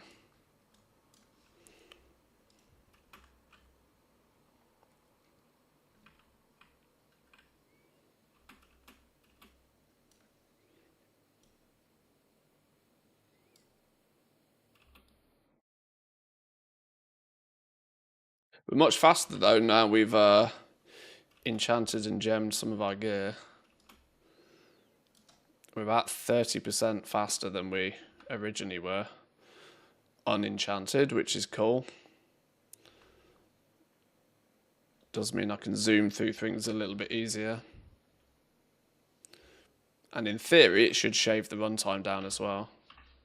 Not that I'm taking exactly super duper mega optimal routes, but even just running to the end, it's a little bit faster.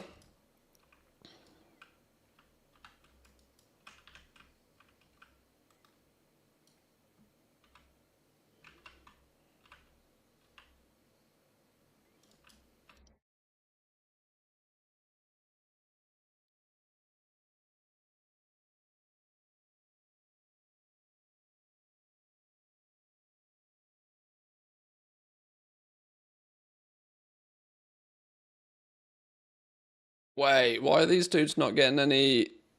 They weren't getting any bonus XP. Maybe we are... Oh, maybe that distance is just a touch too far. Maybe we need to pull them to the edge here, or move these dudes a little bit further away. I don't know. Whatever. Next!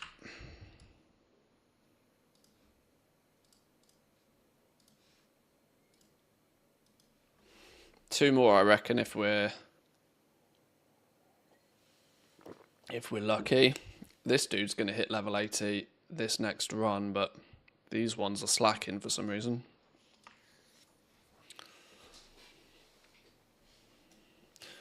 Botanica. Bot heaven.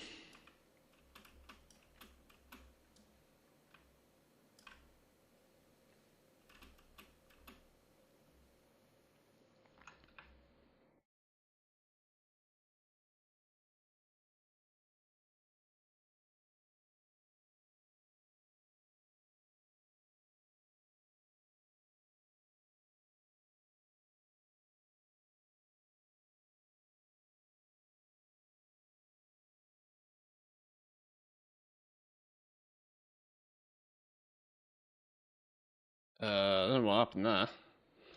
Alright, let's just ignore that. Let's keep going.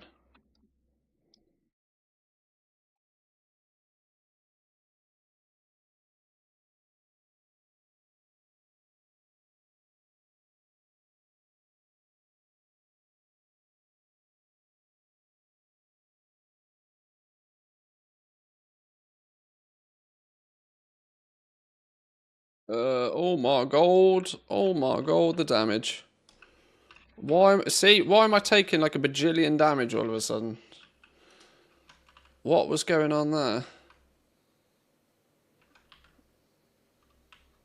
Yeah, I'm going to go back to my own old talent build because I don't know what's going on some of these times. That nearly killed me God knows how many times. Is that this thing? The hunt?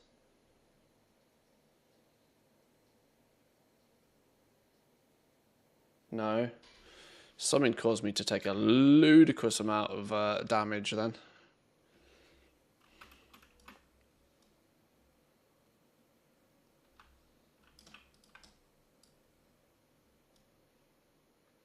I just need to do a crash course on Demon Hunters. Anybody got any links to some good Demon Hunter beginner guides?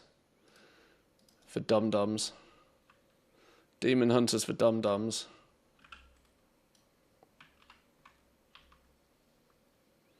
Who's big in the Demon Hunter community these days? I'm not looking for like elite level Mythic Plus strats. I'm looking for...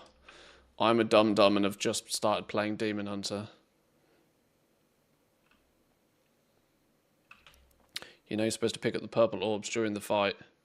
That's what heals you. Oh yeah, I'm aware that that's what heals me, but I couldn't quite work out why my damage was getting absolutely...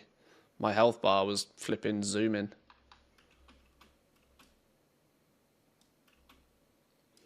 I mean, having 50 mobs on me might not have helped, but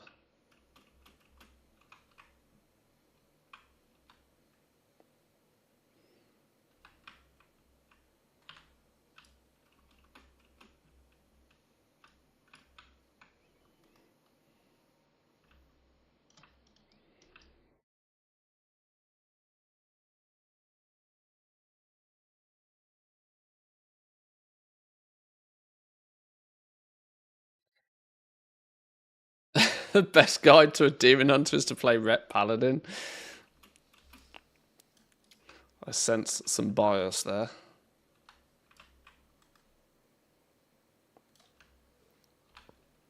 I do enjoy Rep Paladin though.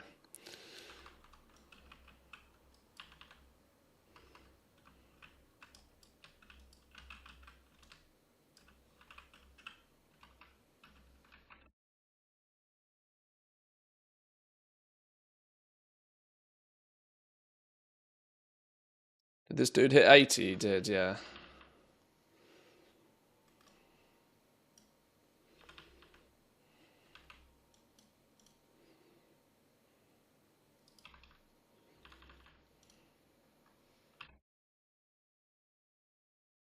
Right. These last 3 to go. They've got half a bar. A little over half a bar. That's still going to be 2 dungeons, isn't it? That's annoying.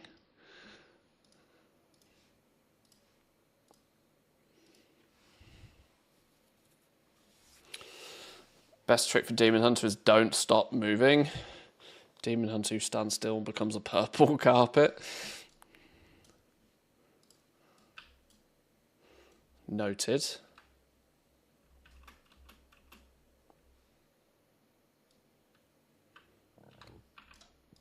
Hence why getting stunned feels so bad, right?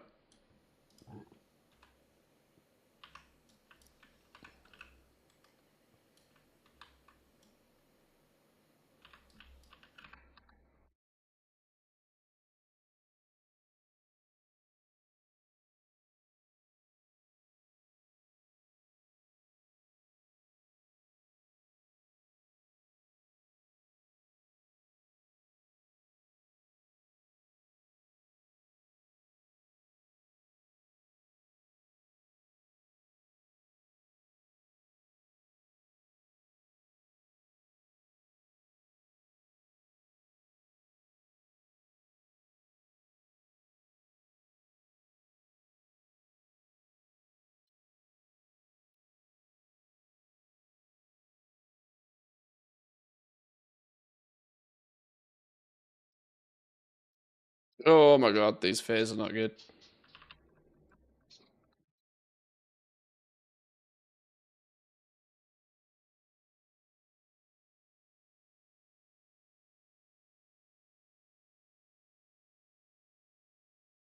If in doubt, pull more. That's got to be the trick, right? Everybody knows that's the trick.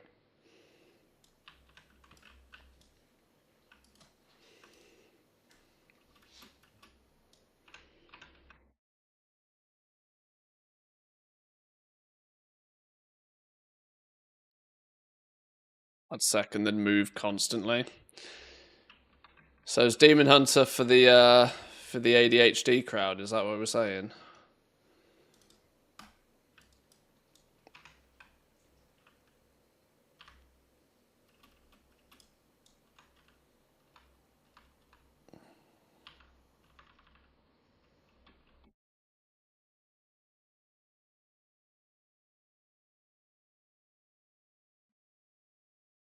Got to get these Void Boys down.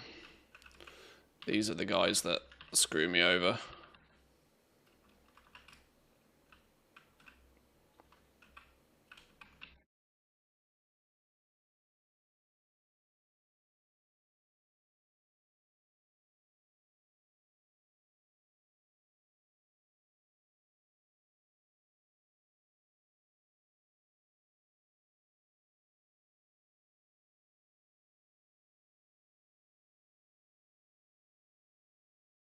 Who put a door there?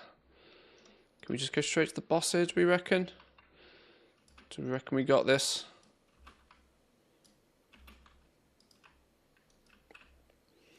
YOLO.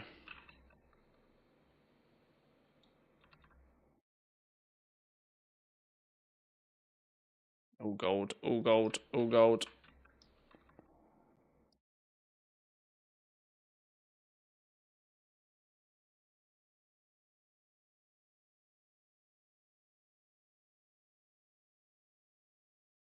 I really should have killed all the Void Boys. Stop fearing me. Die, the lot of you. Okay. we've still got some dude on our ass. Whew. Right, yeah, 1 to go, I think. 1 to go, and then that's another team of 80s. And actually, I'm thinking by that point, it might be time for some lunch.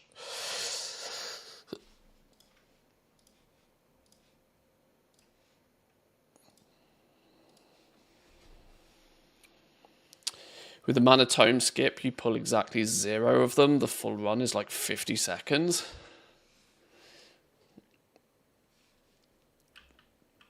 I might take a little bit of a look at some of the skips later. See if there's any that I feel are not too exploity.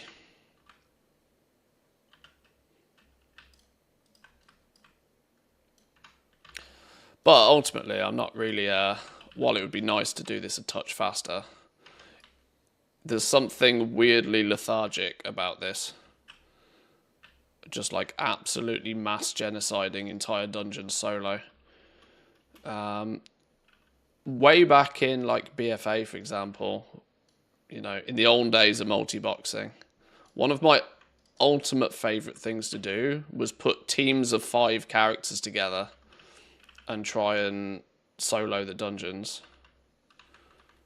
And this is kind of giving off similar vibes. Because it's still technically max level dungeon.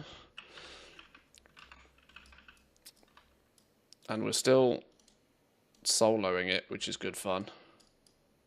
The fact I could be doing this with just 1 single character, 1 single account, but the other dudes aren't really contributing, but it's scratching the same itch, if you get what I mean. This is what Blizzard needs to learn a little bit more of. Sometimes deleting the screen is fun, right? Sometimes if you balance the shit out of everything, you also balance out the fun. Let people go wild occasionally. Let people do silly things and achieve silly things. And if it's not hurting anybody, then there isn't a problem.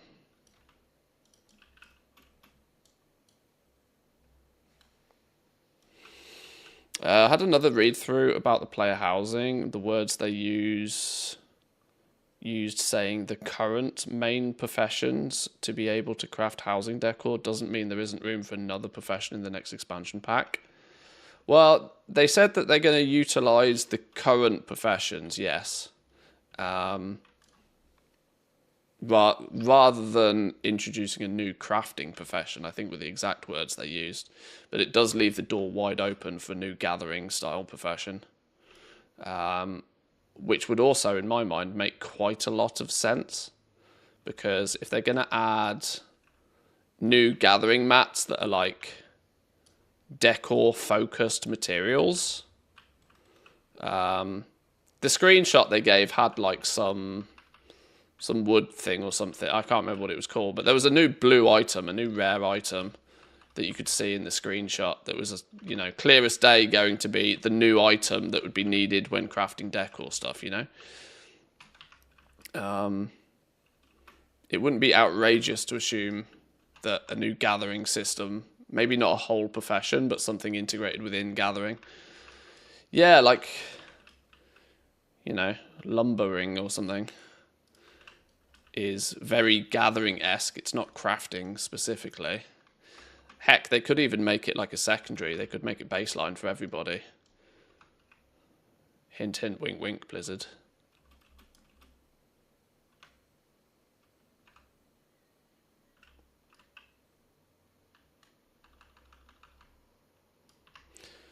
But yeah, it's sometimes I feel that I read into the wording that Blizzard uses too much, but it comes from a place of reading Blizzard PR blog posts for 20 years. Like I've come to learn that what they say in a blog post, A, can't necessarily be taken as gospel, and B, it's very PR focused. And sometimes it's might have had 2 or 3 passes to get the wording kind of like right, you know? Yeah, I mean, they had the lumber mill in the garrison way back in the day. So it's not like they haven't already got some tech or some code or some system for like farming trees. So we'll see. We'll see. Time will tell.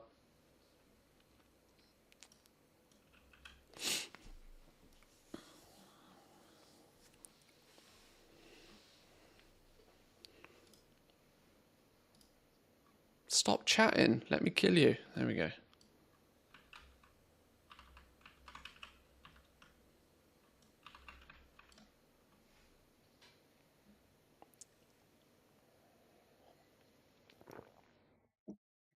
I feel that material is just one of many. Oh, yeah. I don't think it's going to be a single item. I think there's a strong possibility that something turns up that its prominent purpose is to farm up.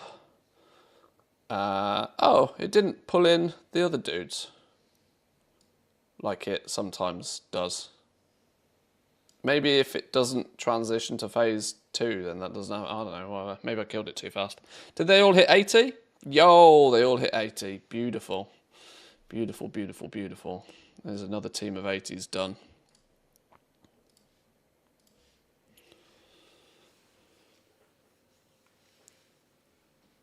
If you pull in while the trash is still up, you skip the RP. Oh, okay, yeah, something felt very different about killing in that time that I hadn't figured out. Maybe the new parts can be added into the old mining herbalism deposits instead of just put on a vendor.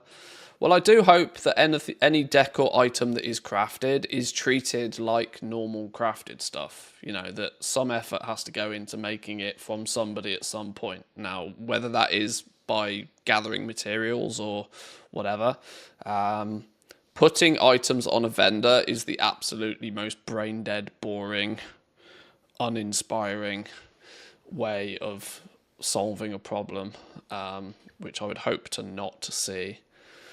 That said, you know, Shadowlands, arboreal shards. Can you imagine if they weren't on a vendor? Oh my. So maybe dependent on the scale that everything happens at. Sometimes vendors are okay. Christ, imagine if people had to farm arboreal shards back in Shadowlands.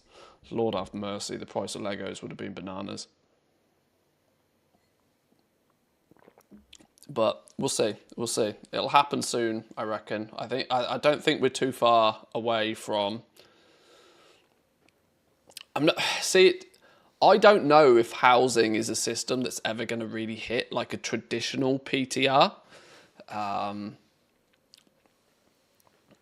I really do think it might be something that they just kind of, as a system, just exclude, test it internally, and then just drop it. Much like we see with game modes like Plunderstorm, for example. They didn't give anybody any testing of Plunderstorm. They designed it all, and they tried to keep Plunderstorm a secret, and they actually regretted hyping Plunderstorm as much as they eventually did, I think. But much like Plunderstorm, I think player housing could be something that there's no testing that will ever really get done with it. They'll just, doosh, here you go at it.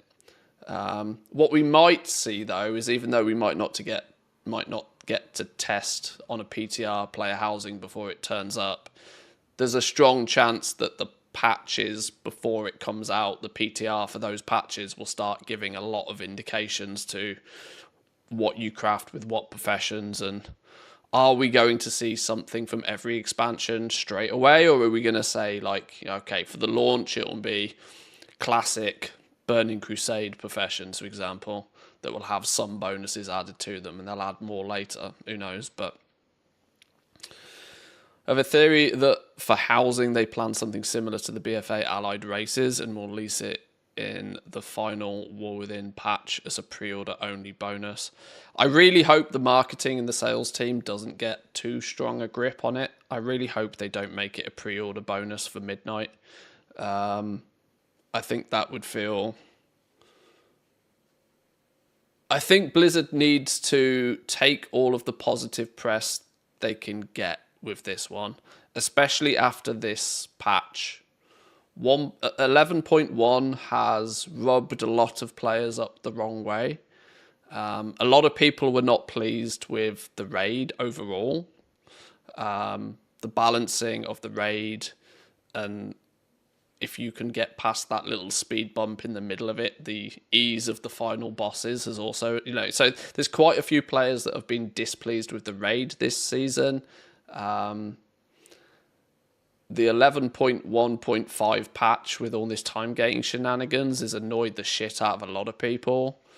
We'll have to see what happens with 11.2, but I think Blizzard would do well to rein in as much positive brownie points with player housing as they possibly can, and doing something slimy like slapping it as a pre-order bonus is not those positive brownie points I think they could do with, but we'll see. We'll see.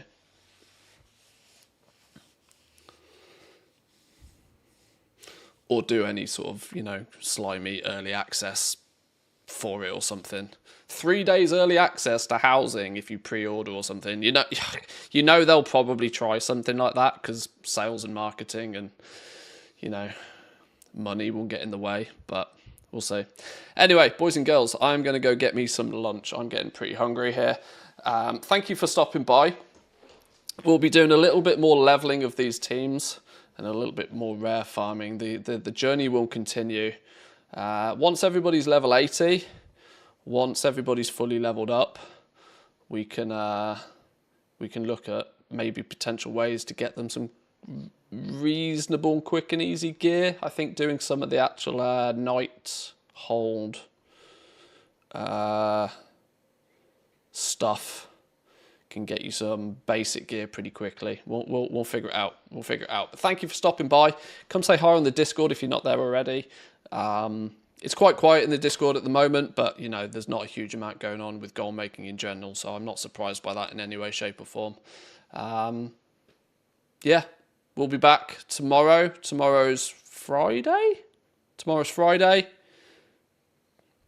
Maybe we'll try something different tomorrow. We'll see. I haven't decided. Anyway, have a good one. I'll see you all next time. Peace.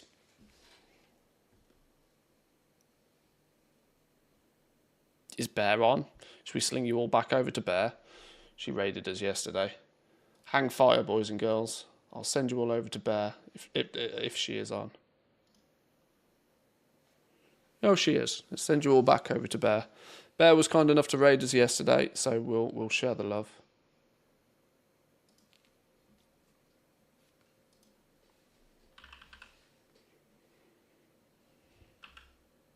She's streaming early. Although she is fixing her schedule. Oh, she's been on for ages. Right, boys and girls. We'll go throw some love over Bear's Adventures way. Say hi. We should hose pipe for main. Spam this in her chat. She'll love that. Spam a little bit of hose pipe for main in her chat. She'll love some of that. Boys and girls, I'll see you next time. Have a good one. Peace.